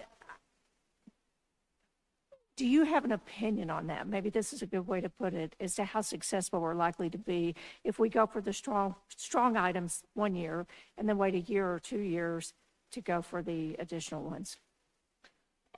Yeah, I mean, I think each case is different. You know, I think any time that I'll say this, clearly there is a desire from many folks to make that kind of judgment call, to make that kind of prioritization, and to not do everything at once. And what that does is it gives you the benefit of saying, yes, you voted yes on this, and look at your tax dollars at work, that kind of thing, so that the city can continue to demonstrate, which obviously the city has been doing. Because if you look at the opinion that folks have of how the city's managing money, they're generally pleased. But it just gives you that opportunity to say, we listened to you, we heard you, we're making these kind of priorities come first. But as far as whether that's 2 years down the road or 5, I don't know what the magic number is in terms of when is too soon to go back with kind of the lower priority issues. And obviously that's kind of a timeline that's a little bit out of you all's hands. Like for Anderson Pool, for instance, at some point there's a kind of a date where that becomes not usable. And so there's those kind of time constraints factor in as well. But I'm not exactly sure what the right, is it 2 years? Is it 5 years? I'm not sure. Well, again, I knew I was sort of asking you for a crystal ball, so I appreciate the opinion and the thoughts on that, and just kind of talking it through. Along the lines of things that are time sensitive, I have a question that's probably for staff, and that has to do with the Lutheran campus. I mean, I assume time is ticking, but I don't know if we will reach a time where that runs out, or maybe even if we know that at this point or not. We will. It's also very, unfortunately, a lot of these projects are very time sensitive. E5X, the developer, Lutheran campus, is not going to wait too long for us to make a decision on if we can purchase property on that campus to build a civic center. So yes, there would be a time frame. It's probably 1 to 3 years. I think we'd have to have a final decision. Got it. Yep. Thank you. And that's all for now. I might have some more later. Thank you. Thank you. We'll go to Councilor Ohm. Thank you, Mayor. And thank you for that data. I need to read it a couple times. The polling is great. Yeah, in the past, you've done a great job, the company, of getting some really accurate data. The one thing that I'm just thinking about is it does seem that the things that people can see is probably what they trust the most. And so when they see the roads, they see that, and they understand, like, this is what we need done. And thinking about like the Lutheran Legacy campus or the city hall, I'm just curious, and you probably don't have an answer, is that, it's like, how many of these people have ever come to the city hall or for any type of reason? And so if they haven't, then their perception would be that everything's probably just fine. Yeah. And so I know that we have some work to do as far as, sharing that story and trying to explain to the public about the timeline of when we need to make some decisions. And unfortunately, there's a couple things that we have to make decisions very soon. We can't sit around and wait. And so I'm just, there's a lot of projects going on. I'm just, in my mind, I'm thinking about if there's any other. It's obvious the mill levy is probably a no, hard no.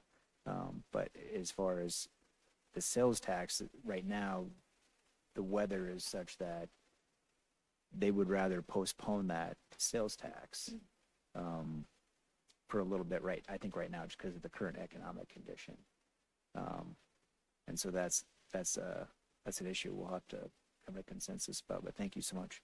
Yeah, I will say that the conversation around a new city hall or civic center is obviously something that a lot of communities have had to deal with, and it's pretty much exactly this dynamic because you're right, folks aren't in there. Like they're not familiar with the work that may need to be done. And it's especially true for the Parks and Public Works facility. Even fewer ever see the inside of that building. So they drive past it, they say, oh, looks good, there's no holes in the roof, everything must be fine, right? And so that's just generally the perception. Whereas when you talk about infrastructure maintenance, they say, oh, that's citywide benefit, that's everywhere. So it's a very common dynamic, but yeah, it doesn't make it any easier to kind of weed through these issues. So. Thank you. Councilor Martell. Thank you, Mayor. And Councilmember set my question up very well, because I was thinking similarly. However, as council, we are launching our Engage Wheat Ridge in July, which is, I don't know if you've heard about our Engage Wheat Ridge project, but we're doing a lot of community connection and community outreach, and with the intention of telling some of these stories. And I guess I'd like your opinion. I know it's an opinion, it's not a crystal ball, but with the numbers that we looked at from the results, when we were talking about like this item or with this additional information, the approval numbers were going up, but then towards the end, there were the general questions of how much would you support a tax increase? And it kind of came back down. So what kind of impact have you seen with these storytelling campaigns we're going to do, where we're in each district and as a citywide, we're going to be having these conversations? Like, how much do you think we can move the needle in this process at this point for an election in November? Yeah, that's a really good question. I mean, I think it's a case by case basis. I've seen communities that are able to move the needle a lot over a summer. It typically just comes down to how compelling the narrative is about needing these improvements in for instance, the Civic Center or the Parks and Public Works facility. So, I mean, it really just is how big of a bullhorn can you build to get the message out there. I will say that, generally folks are pretty happy with how the city is doing in terms of managing taxpayer money, so that helps. It's not as if you have to clear that hurdle and then clear the other hurdle of convincing them of the need. So I would say it's certainly not impossible. It means that there's a job ahead to kind of tell those stories and explain why these things, even though you may not see them, there is a reason that they're included in these identified capital projects needs. They are approaching needs, not wants, basically. One follow-up, and I think this might be for Mayor Pro Tem, or might be city.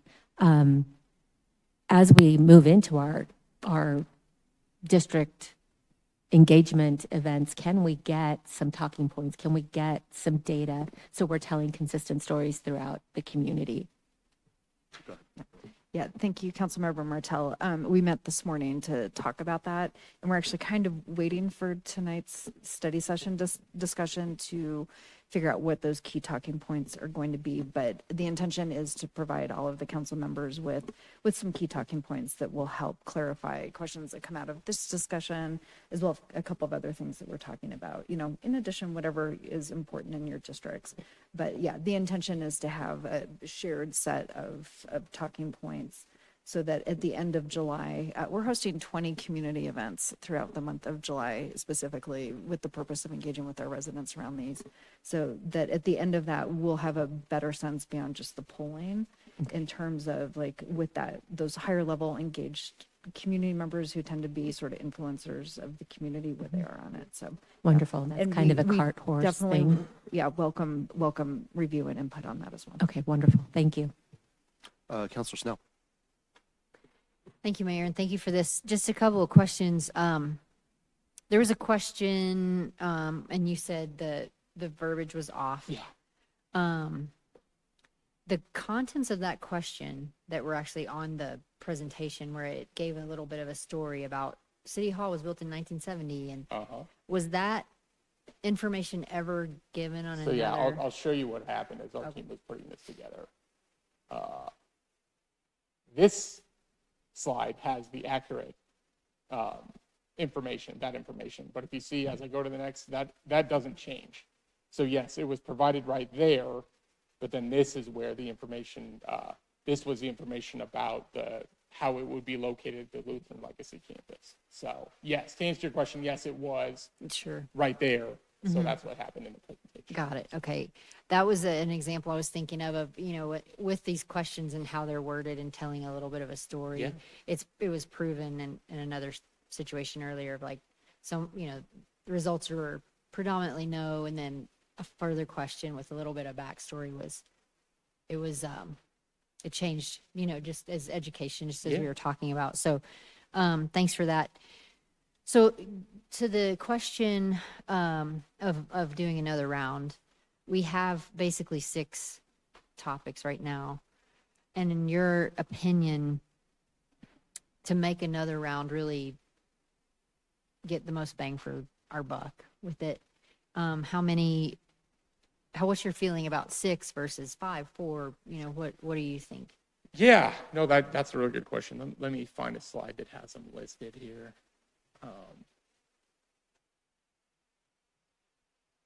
It's tough because there are all kinds of competing factors at play, right? Just because at this point right now, in early June, something isn't necessarily supported doesn't mean you couldn't move the needle with education because time-wise, it is something that needs to be considered to be put before voters. So, I mean, generally, we saw there was kind of a preference for maybe splitting these 6 into 2, because I do think generally 6 is too much to throw into 1. That's a lot. It kind of makes it look like a total wish list.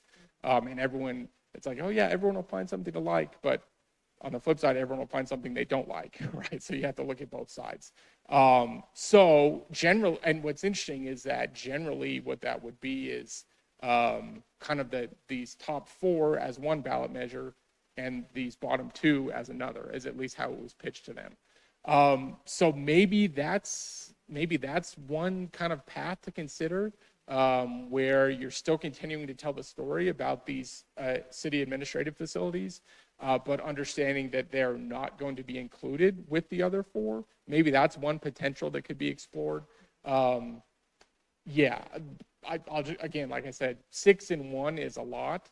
But I don't think anything here is really like, oh no. Well, I guess the only thing I'll say in this survey that we shouldn't ask about again is a property tax. There's no reason to do that. But anything else, I think is still worth telling the story and exploring. So That's great. Thank you. Just a quick question. I remember we talked about this in the previous polls. What number do you get that you kind of recommend going forward? Oh, in terms of pre-election polling? Yeah. Yeah. So, I mean, we'd like to see anywhere in like mid-50s to low 60s in pre-election polling. The tricky thing about this is that we don't really have that. Like, we don't have one question that gets us that number. Right. But yeah, generally, just because we know this is a snapshot and we don't know what the economy is going to be doing, 4 months from now.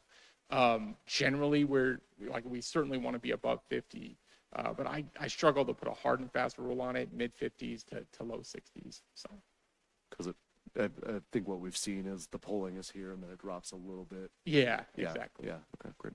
We'll go back to Mayor Pro Tem Hulteen.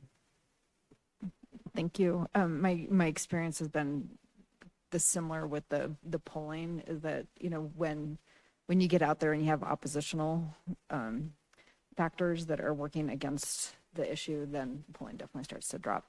So I have a couple questions. First of all, Patrick, I've got a couple questions for you.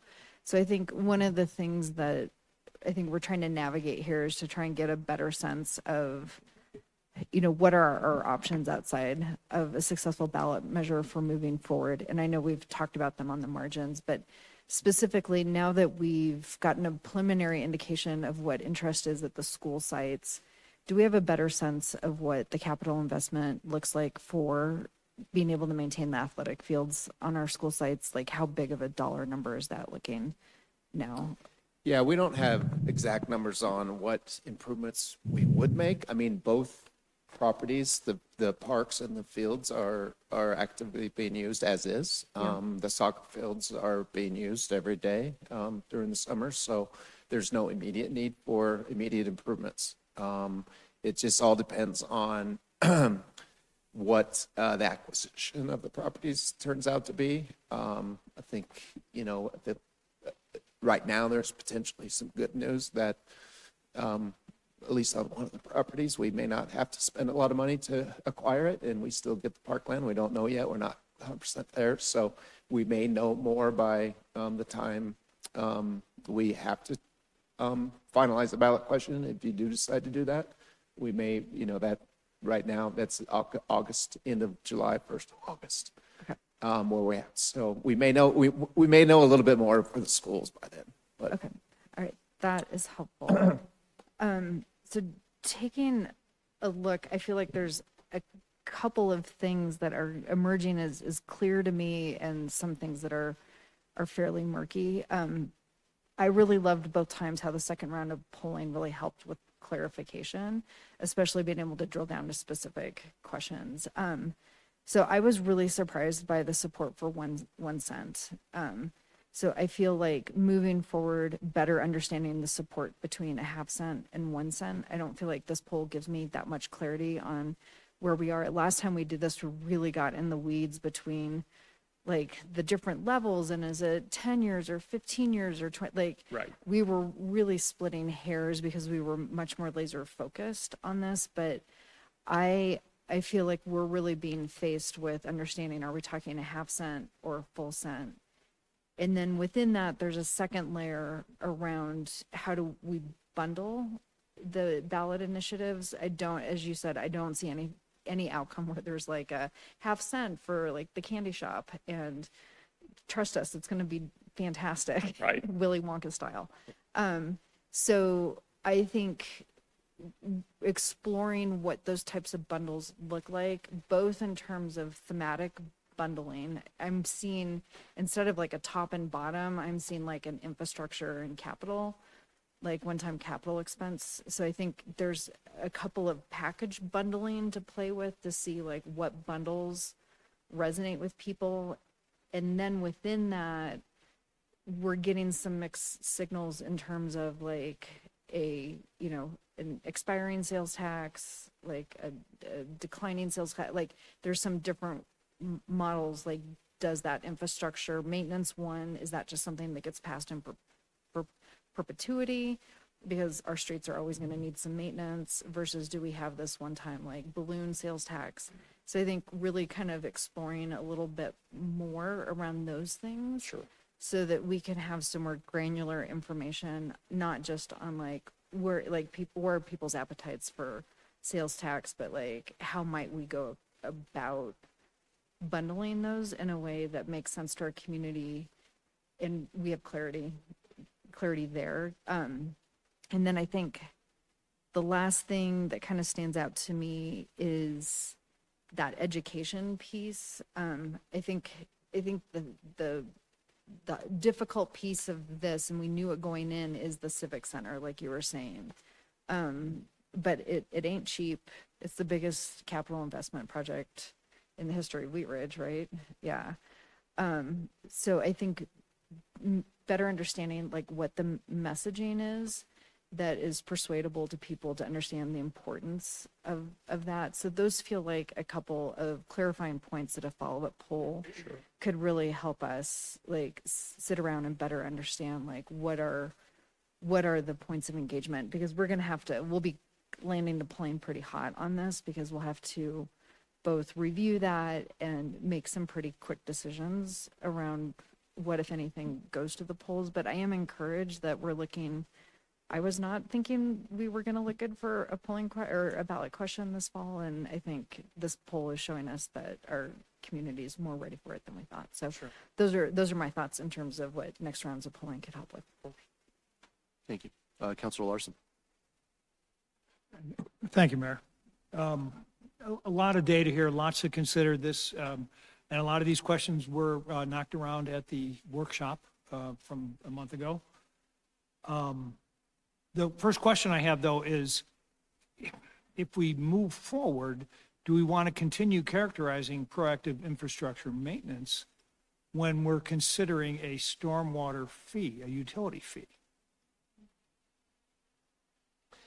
Yeah, it can cause a little bit confusion, and usually if we weren't considering stormwater fee, I think stormwater improvements would be included in that bucket, the proactive infrastructure maintenance. So I think we'd have to be very clear that it's not included in that if you're going to be considering a utility still. A stormwater fee is something that the city can enact without asking the voters to approve. Correct. So it seems to me that when I look at proactive infrastructure maintenance, I think of stormwaters, and that is one of the biggest infrastructure expense after roads that the city has. So if we somehow separate that out and instead of proactive infrastructure maintenance, the question is roads, streets, and highways, and that sort of thing, and just make it very clear what we're talking about there. The other point I want to make, though, is that this year is going to be some serious ballot fatigue. There's going to be a whole bunch of different initiatives, both initiated and passed down, that are asking for more money. So we have to be very careful in how we do. I think we're almost at the point where the Civic Center ballot question may be moot at this point. I think we may want to step back and think about another go-around in a couple of years, because I really don't believe that when people see a new Civic Center and police headquarters that they understand what it is. And I understand that when we ask the question, we describe it a little more about some of the things that will be there. The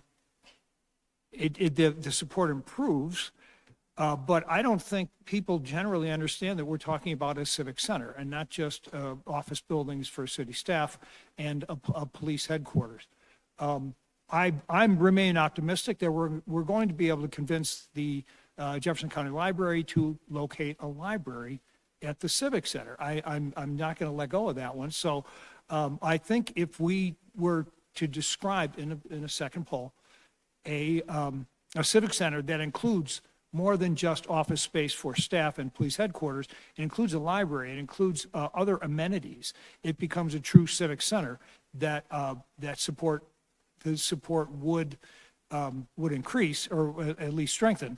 But the other half of that is that I don't believe we told the story sufficiently about how badly we need to move out of the existing city hall and the deficiencies and the inadequacies of the building and the police headquarters, and the fact that we've got staff spread in several locations around the city. I think that story should be told better, and I don't think we will have time between now and the election to do that.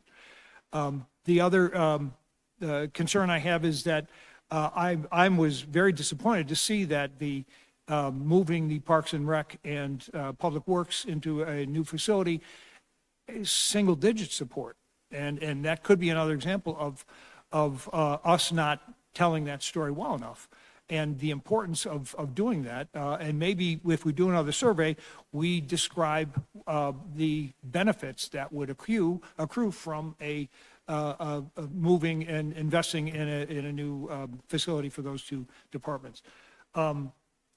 So I think the ballot strategy should be that we, and the point about instead of lumping all of the questions into one, just say, here's a bunch of ideas we have.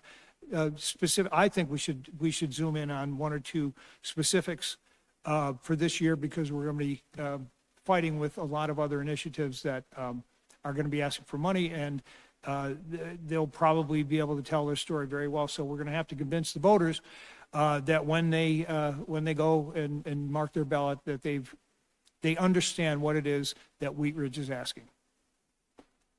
Thanks. Councilor Okada. Thank you, Mayor. Could we go back to the slide that shows the response for top two, if you were to choose to? I've got a kind of a specific statistical question about this, because my temptation when I first saw this was to take this purely as a ranking, to think about it that way, and I think that's the intention of the question just on its own. But these don't sum to 200% because we had probably incomplete respondents to it. Like maybe some people skip the question altogether. Is that the idea? Yeah, exactly. So they're able to choose up to two. They could choose 0, they could choose 1, or they could choose 2. That to me makes this slide actually tell me just a tiny bit more. I mean, but I wouldn't encourage the other council members to read too much into this. But to me, that feels like the 13 and the 12 that we have at the bottom are actually, somewhat optimistic in the way that they're expressing it. Like there are people that put that at their top choice. Certainly not as many as the others, but the folks in the spread that we had in that space does speak to me in a context where my instinct is to just keep this as ranking and to think about that in this relative position, but there is actually a magnitude distinction. There's another signal in there that I think is important for us to keep in mind. I do have a question too. This seems impossible to put onto a poll, but I want to ask it anyway, just in case a miracle occurs. Okay. The competition that's on the upcoming that's going to be on the upcoming ballot is going to be a really important piece for us to think about, because I feel like a lot of what we're imagining for a potential ballot measure on our side is probably going to be deeply different in the context of having different things on there. Is there any way to poll in an accurate way to be able to identify what that competition might do to our potential? Yeah, I mean, we actually do that kind of work quite often when you have a lot of overlapping government entities like we do here in Jefferson County. So for instance, typically you don't want to have it at the very start of the survey, like, oh, by the way, there's a bunch of other stuff, because we don't want to taint the results to this right off the start. But at the end of the survey, we'll say, thank you for your time, the survey is almost done. As you may know, Jeffco Public Schools, Arvada Fire Protection, whatever the list is going to be, may also place a tax measure on the ballot this November. If that's the case, and then we kind of almost have a matrix question and say, if all 3 of these are on the ballot, how would you vote? And they say, yep, I'd vote yes on this and this, but no on this. So it's certainly possible to ask that. What gets difficult is if we want to go into much specifics about what those other entities are doing. That gets trickier because just from we want to make sure that we're accurately portraying what it is being considered by those entities. It's better to just be generic and say these entities are also considering a tax increase. And sometimes you can say whether it's because Jeffco Public Schools is going to be a property tax increase. It can't be a sales tax increase. But some of the other ones, it's just better to say generic tax increase and see how, because you're right, like the one thing I can tell you for sure is it doesn't help, right? So you need to know how much it hurts, right? Like that's the question that you're trying to get at. And so yes, we do have ways of accomplishing that. So. Thank you, Ryan. That's super helpful. And that's great news. I just wasn't imagining a mechanism for which we could get that stuff done, especially thinking about how complicated that is. Since we're getting kind of deeper into the conversation, I want to throw out some of my opinions here as well. I feel I'm seeing the 6 options that we have here on the slide that we're talking about here. I do feel that if our entire constituency knew what we know now, that they would support all 6. I feel like if that to me makes it a question on how well do we do in July. That makes it a question about how much competition are we going to be having. So I feel like those are the pointed pieces that we would be able to approach there. I do disagree about waiting because I don't know if we would. This is actually a question. Would we benefit from waiting, or would we benefit from taking 2 attempts at it or multiple attempts at it? Something to leave in the air unless there's an expert response to that. I imagine that's a difficult area for us to think about, but it's in my opinion, I think us having it on the ballot this time around is a good idea. I do like the idea of splitting it. So it seems like the people we polled, I like the idea of splitting it as well. It seems like the natural way is to be able to have the one that is a little bit more popular and the one that's less popular, even though I'm a little tempted that we might find some way to interlace them in a way to give both pieces a better chance. I'm not sure if there's some wisdom there, but I want to leave that up in the air for anybody else to grab if they have any thoughts about it. And I feel like I had one more thing, but for the sake of time, I'll let it go. Thank you. Councilor Martell. Thank you, Mayor, and thank you, Councilmember Okada, because that was literally my question. If we could have a polling question about competing asks. So thank you for covering that. And so I guess with that answer, I will also say, kind of just give some of my thoughts to these questions. I definitely support additional polling. I do have a question on the timing of that, and I think it would be, I don't know like how much time we have with doing polling, getting results back, having time before the election, but I would really advocate for the second survey going out early August so that we could have our month of July and then get the survey out. What am I missing? Yeah, Too late? That is too late? We'd have Okay. to have a ballot question drafted for first reading for August 10th. For August 10th? Okay. Yeah, Well, maybe just as late so we could yeah, get some of this, it'd have to be these the very storytelling end of July. happening. Yeah. Okay. Ish. That's fair. That was a Yep. question. So, Yep. I also think that I would be in support of separating this into two asks. And my brain naturally goes to those top four grouped together, and then the two, the Civic Center and the Public Works Facility. But that's not a hill I would die on. Yeah, I think that I support moving forward with more polling. Quick question for you. You worked with a lot of communities. How successful are most communities if they don't get it on the first try, getting it the following year or something like that? Yeah, I mean, it's certainly a valid point. I mean, the way you have to look at it, and I think this is kind of what you were alluding to, is that, you know, sometimes people fall in the trap of saying, oh, it failed, so we're back to square one. It's like, no, you've had a campaign, and it's going to continue to educate people. They don't all forget about everything you told them. It just wasn't the right time, or there's too much on the ballot, et cetera.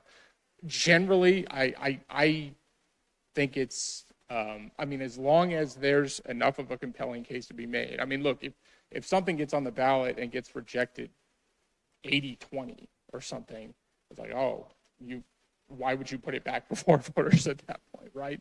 But if it's close, if it's kind of in that realm, and it fails by a couple points, I think there's a very strong argument for going back to voters and saying, look, we heard you, like maybe tweak it a little bit or something, make some adjustments rather than throwing the exact same question back at them. But I think there's definitely a strong argument for even after a failure, going back, even as soon as the next year, because what it really shows is like, we're serious about these needs. Because sometimes what happens is you go, we'll see it happens more with our school district clients, honestly. They'll go and they'll fail, and then they'll say, you know, woe is me, we're not going to go next year. And then people say, oh, you must not have really needed it if you didn't come back and ask us for the next year or the next 2 years. So there's certainly that dynamic that can come into play as well. I definitely, it's not something where, oh no, if you fail, you can never go back again. Like, certainly don't fall into that thinking. So, Thank you. Councilor Quinn. Thanks, Mr. Mayor. Just thinking out loud with Councilor Martell here, I'm just like, what are we going to gain with another round of polling? And the reason I'm saying that, are you going to be more in favor of a 0.7 or a 1%? Do you want to drop the last two? Because I feel that the folks that are going to vote yes on this are going to vote yes no matter what. If it's 0.7, 1%, if we have all 6, or we just have 4. I'm not, my opinion, I'm not seeing the data that says we're going to flip anything. So I'm just curious, what do you all think, and what would those questions be? So yeah, the real benefit of the second round of polling, really this is kind of this poll was kind of like letting them in on you all's kind of brainstorming session a little bit, right? The real benefit of the second poll is it would be more focused, and there would be actual ballot language that would say, shall taxes be increased, whatever amount, for these things. That gives you just a much better read on what folks think than this survey where, yes, you're asking for their help to kind of prioritize and make decisions, but there's nothing in here that say, right now, today, shall taxes be increased for these things, Like we don't have that necessarily in this survey. So that would be like the main benefit. But I realize that means that there's, some decisions that have to be made, even in drafting that poll. Are there things that we like? Do we want to continue to talk about the Civic Center? Do we want to set that aside? 2 versus 1 ballot measure. What's in what are the groupings? Like those kind of decisions would need to be made before the survey is drafted, because we want to have questions that are actually helpful looking forward to November. So that's kind of it's more focused than this survey would be. It'll be a little bit shorter than this survey was, and it's more just kind of getting down to brass tacks. How would you vote if this is what we propose to you? Which we kind of have a little bit of that in here, but not really. We kind of have them standalone, but never together, which obviously matters. And that, to Councilor Hulteen's point, we don't have the what about 1, what about 0.75, what about 0.5? Because I suspect that you're kind of right, but to me, it's more the folks that will vote no are going to vote no on any amount.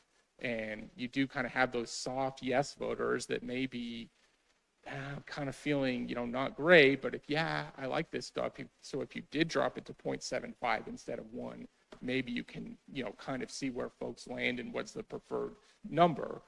But they really just got to understand, with this number, we could accomplish these things, and with this number, we could accomplish, is it those same things at a lower level, or is it a different set of things? Like, that's the kind of decisions that would need to be made in drafting that second poll. So, Thanks.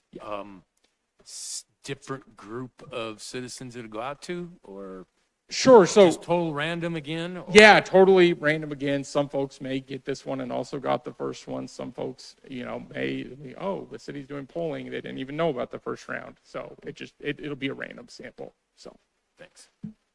Counselor Wood. So I guess I really wanted more than anything just to weigh in on some of the things that have been said and going back to the questions that have been asked. I would agree with what some have said about grouping it into 2 groups, with the top 4 being together and the bottom 2 being together, rather than having 6 separate things. I would support going for another poll, and because I'm convinced that we could get more information that would help us that would lead us in the direction that would seemingly be the best to go. And so I would definitely support more polling. And I would say that at this point, I'm not ready to give up on any of these. I mean, I realize that things are very different from the top and the bottom, but I think Councilor Okada convinced me of that to some degree, but also just because of the timing of things and the need for it. And if we can get the information to make the best decisions with, well, then that would be good. And then lastly, to some of the things that Councilor Ohm and Councilor Larson have said about, Councilor Ohm, you really started this with residents not always even understanding the importance of City Hall to them, or city facilities, or the parks facilities, or they don't use them, or they haven't been there. I mean, that's the story that we somehow have to tell, and I don't know when the time to tell that is. Is it post-polling, or is it in some of the questioning that we might ask? And to that point, though, I worry that if it's a little too leading, then it could get faulty results for us. But I know that's your job to understand those things and not let us do things like that. But I would support a second poll, and I wouldn't want to drop anything at this point. Councilor. Oh, it's already been answered. Okay, then we'll go back to Mayor Pro Tem Hulteen. Oh my gosh, this is my favorite conversation, except for bike lanes, but bike lanes are in here. So I really appreciate a couple things, in particular, Councilmember Okada's sort of, I think of it as the breaking point. I think to Councilmember Quinn's question about what are we going to learn through another round of polling, is we're going to better understand like what bundle will get support. I think the miracle question that we didn't think was going to happen that's doable is to better understand, in the face of a crowded ballot, what is the breaking point, so that we can better prioritize within that. I mean, in a vacuum, we can dream and put things together, but it is going to be a pretty busy season. So I do think this, again, where I started, the second round is going to be really helpful.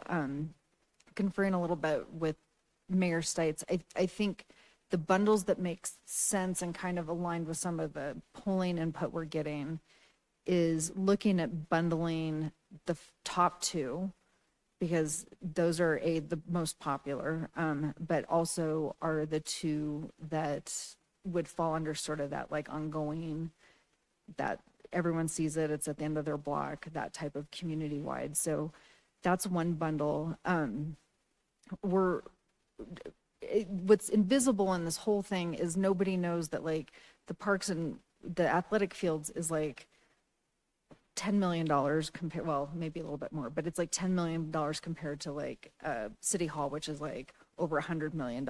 So the weighted investment within this is like what we've got to fiddle around with to look at, like if we're talking about a half cent, what package fits within that. So I think that's the piece maybe to work with Patrick on, is like, how does that bundle within those breaking points? And then I think it's really important to understand how does, with a more focused poll, how does the Civic Center and combined Parks and Rec move with the additional information and being, focused on differently as like a one-time sunsetting, or, like how do we really stand it out? I believe with Lutheran, if I'm remembering correctly, that survey actually included some images. Oh, yeah. No, I was going to say, I think images would be a big part of telling the story of this building and Parks and Public Works maintenance facility, because that's often like the only way that you can really convey, or it's a very helpful thing to do. So, We were gonna do some on this first round, but we decided to wait. yeah, exactly. We didn't want to, make their brains explode with overload of information and images. But certainly in the second round, we would include some images of those two facilities specifically. The others, maybe there's a compelling, image or two of Anderson Pool that folks may not be familiar with, but the others, there's not really much of a need. So, yeah, I think that helps. I mean, there is some concern if we don't get City Hall if other things pass and we don't pass City Hall, it's going to be harder the next go. I mean, it becomes a super uphill thing. So I personally don't want to give up on it yet. I want to see how persuadable and movable it is. We may find that there's a breaking point. I mean, we may know more after this next round to give us more clarity on whether to hold off on that. But anyway, so those are my thoughts on the bundles, is that the top two really neatly combined is very popular and also sort of fit in that category of like ongoing things that people want to see, and the other ones are sort of these one-time like bigger investments. So it might be helpful. Right. That might be a good bundle. And then to take a look, then working with City Manager Goff on like how do we break that across like half cent, 3/4 cent, so that with the question of what are people's breaking points on a crowded ballot, we can make an informed decision around that. and obviously to your point, some of these items, like you said, lend themselves more to a sunset than others, right? And so that's a piece that we didn't really get into in this survey. Yeah. We did ask the question about, a permanent tax versus the phased, option, but it would be beneficial to kind of group them together such that some are ongoing, some have that sunset attached to it, which we know will make at least some difference in how folks evaluate them. If it's not just something in perpetuity, if it's more of a one-time cost, like you said. Yep. And then just to address some of the timing. So Patrick, you said August 10th is our first reading for ballot language. Yeah, so we'd have to have some language decided on, like around August 1st, probably. Yep. Ish. Yep. So what we'd probably have to do is special study session at the second council meeting in July. Yeah, I was looking at the calendar. I mean, July 30 or 27th would be a regular meeting, which we could do a study session there, finalize the language so that we could have it ready for first reading on the 10th. Yeah, so maybe that could be our second polling study session. Yep. And then our first study session in August. August 3rd. August 3rd. Then we, at that one, could do the ballot language. Yep. Okay, so that's our timeline that we're working off of. So it would be, we would do the polling mid-July, which is kind of a happy medium. It gives some of the time to have the community meetings that are still going to be ongoing even as we're doing the polling, but it's not, quite so late that it, doesn't fit with our timeline. So we'd be looking at that. That makes sense to me. So. Okay, great. Thank you. Councilor Larson. And thank you, Mayor. And I brought this up at the workshop, and I want to throw this out at the staff folks one more time, and then I won't bring it up again. This has to do with taxes on gasoline and diesel. And we have plenty of those places where people buy gasoline and diesel in Wheat Ridge, but gasoline is exempt under state law from sales tax, from local sales tax. Is there a way we could apply a per gallon excise? I don't know. I don't remember that coming up at the workshop. I don't know if we have, that's a good question. We can look at. I don't, that question has never come up before. We can do an excess tax on cigarettes or marijuana. I don't know about fuel. That might be a different. What I understand of the state code is pretty specific about gasoline not being part of sales tax, but it doesn't, as far as I can tell, it doesn't mention applying an excise. Yeah, I don't know. So, We'd have to- so anyway, just I want to throw it out there, and if you guys could think about that a little bit, and maybe get back to us on if it's possible, because while it may not be as much as we bring in general sales tax, it would help. Councilor Snell. Thank you. Well, how long was this survey open for this first round? It's open for 15 days. Okay, and with so we do a little bit shorter window for this. Okay, that's what I was thinking about, just with the timeline that we were talking about. Thank you. Anybody else? Questions, comments? I think we have direction. We weren't looking for specific answers to all those questions. Those were just to help with discussion. I have really good notes. I think it was pretty clear on what direction you want to go with the second round, and we actually have time. We can bring back a draft survey at a future study session for you to see before it goes out. So, yeah, I think. Councilor Okada. Just want to double check, because I might be the only one out of the loop on it. It feels like we talked a lot about splitting it 2 and 4.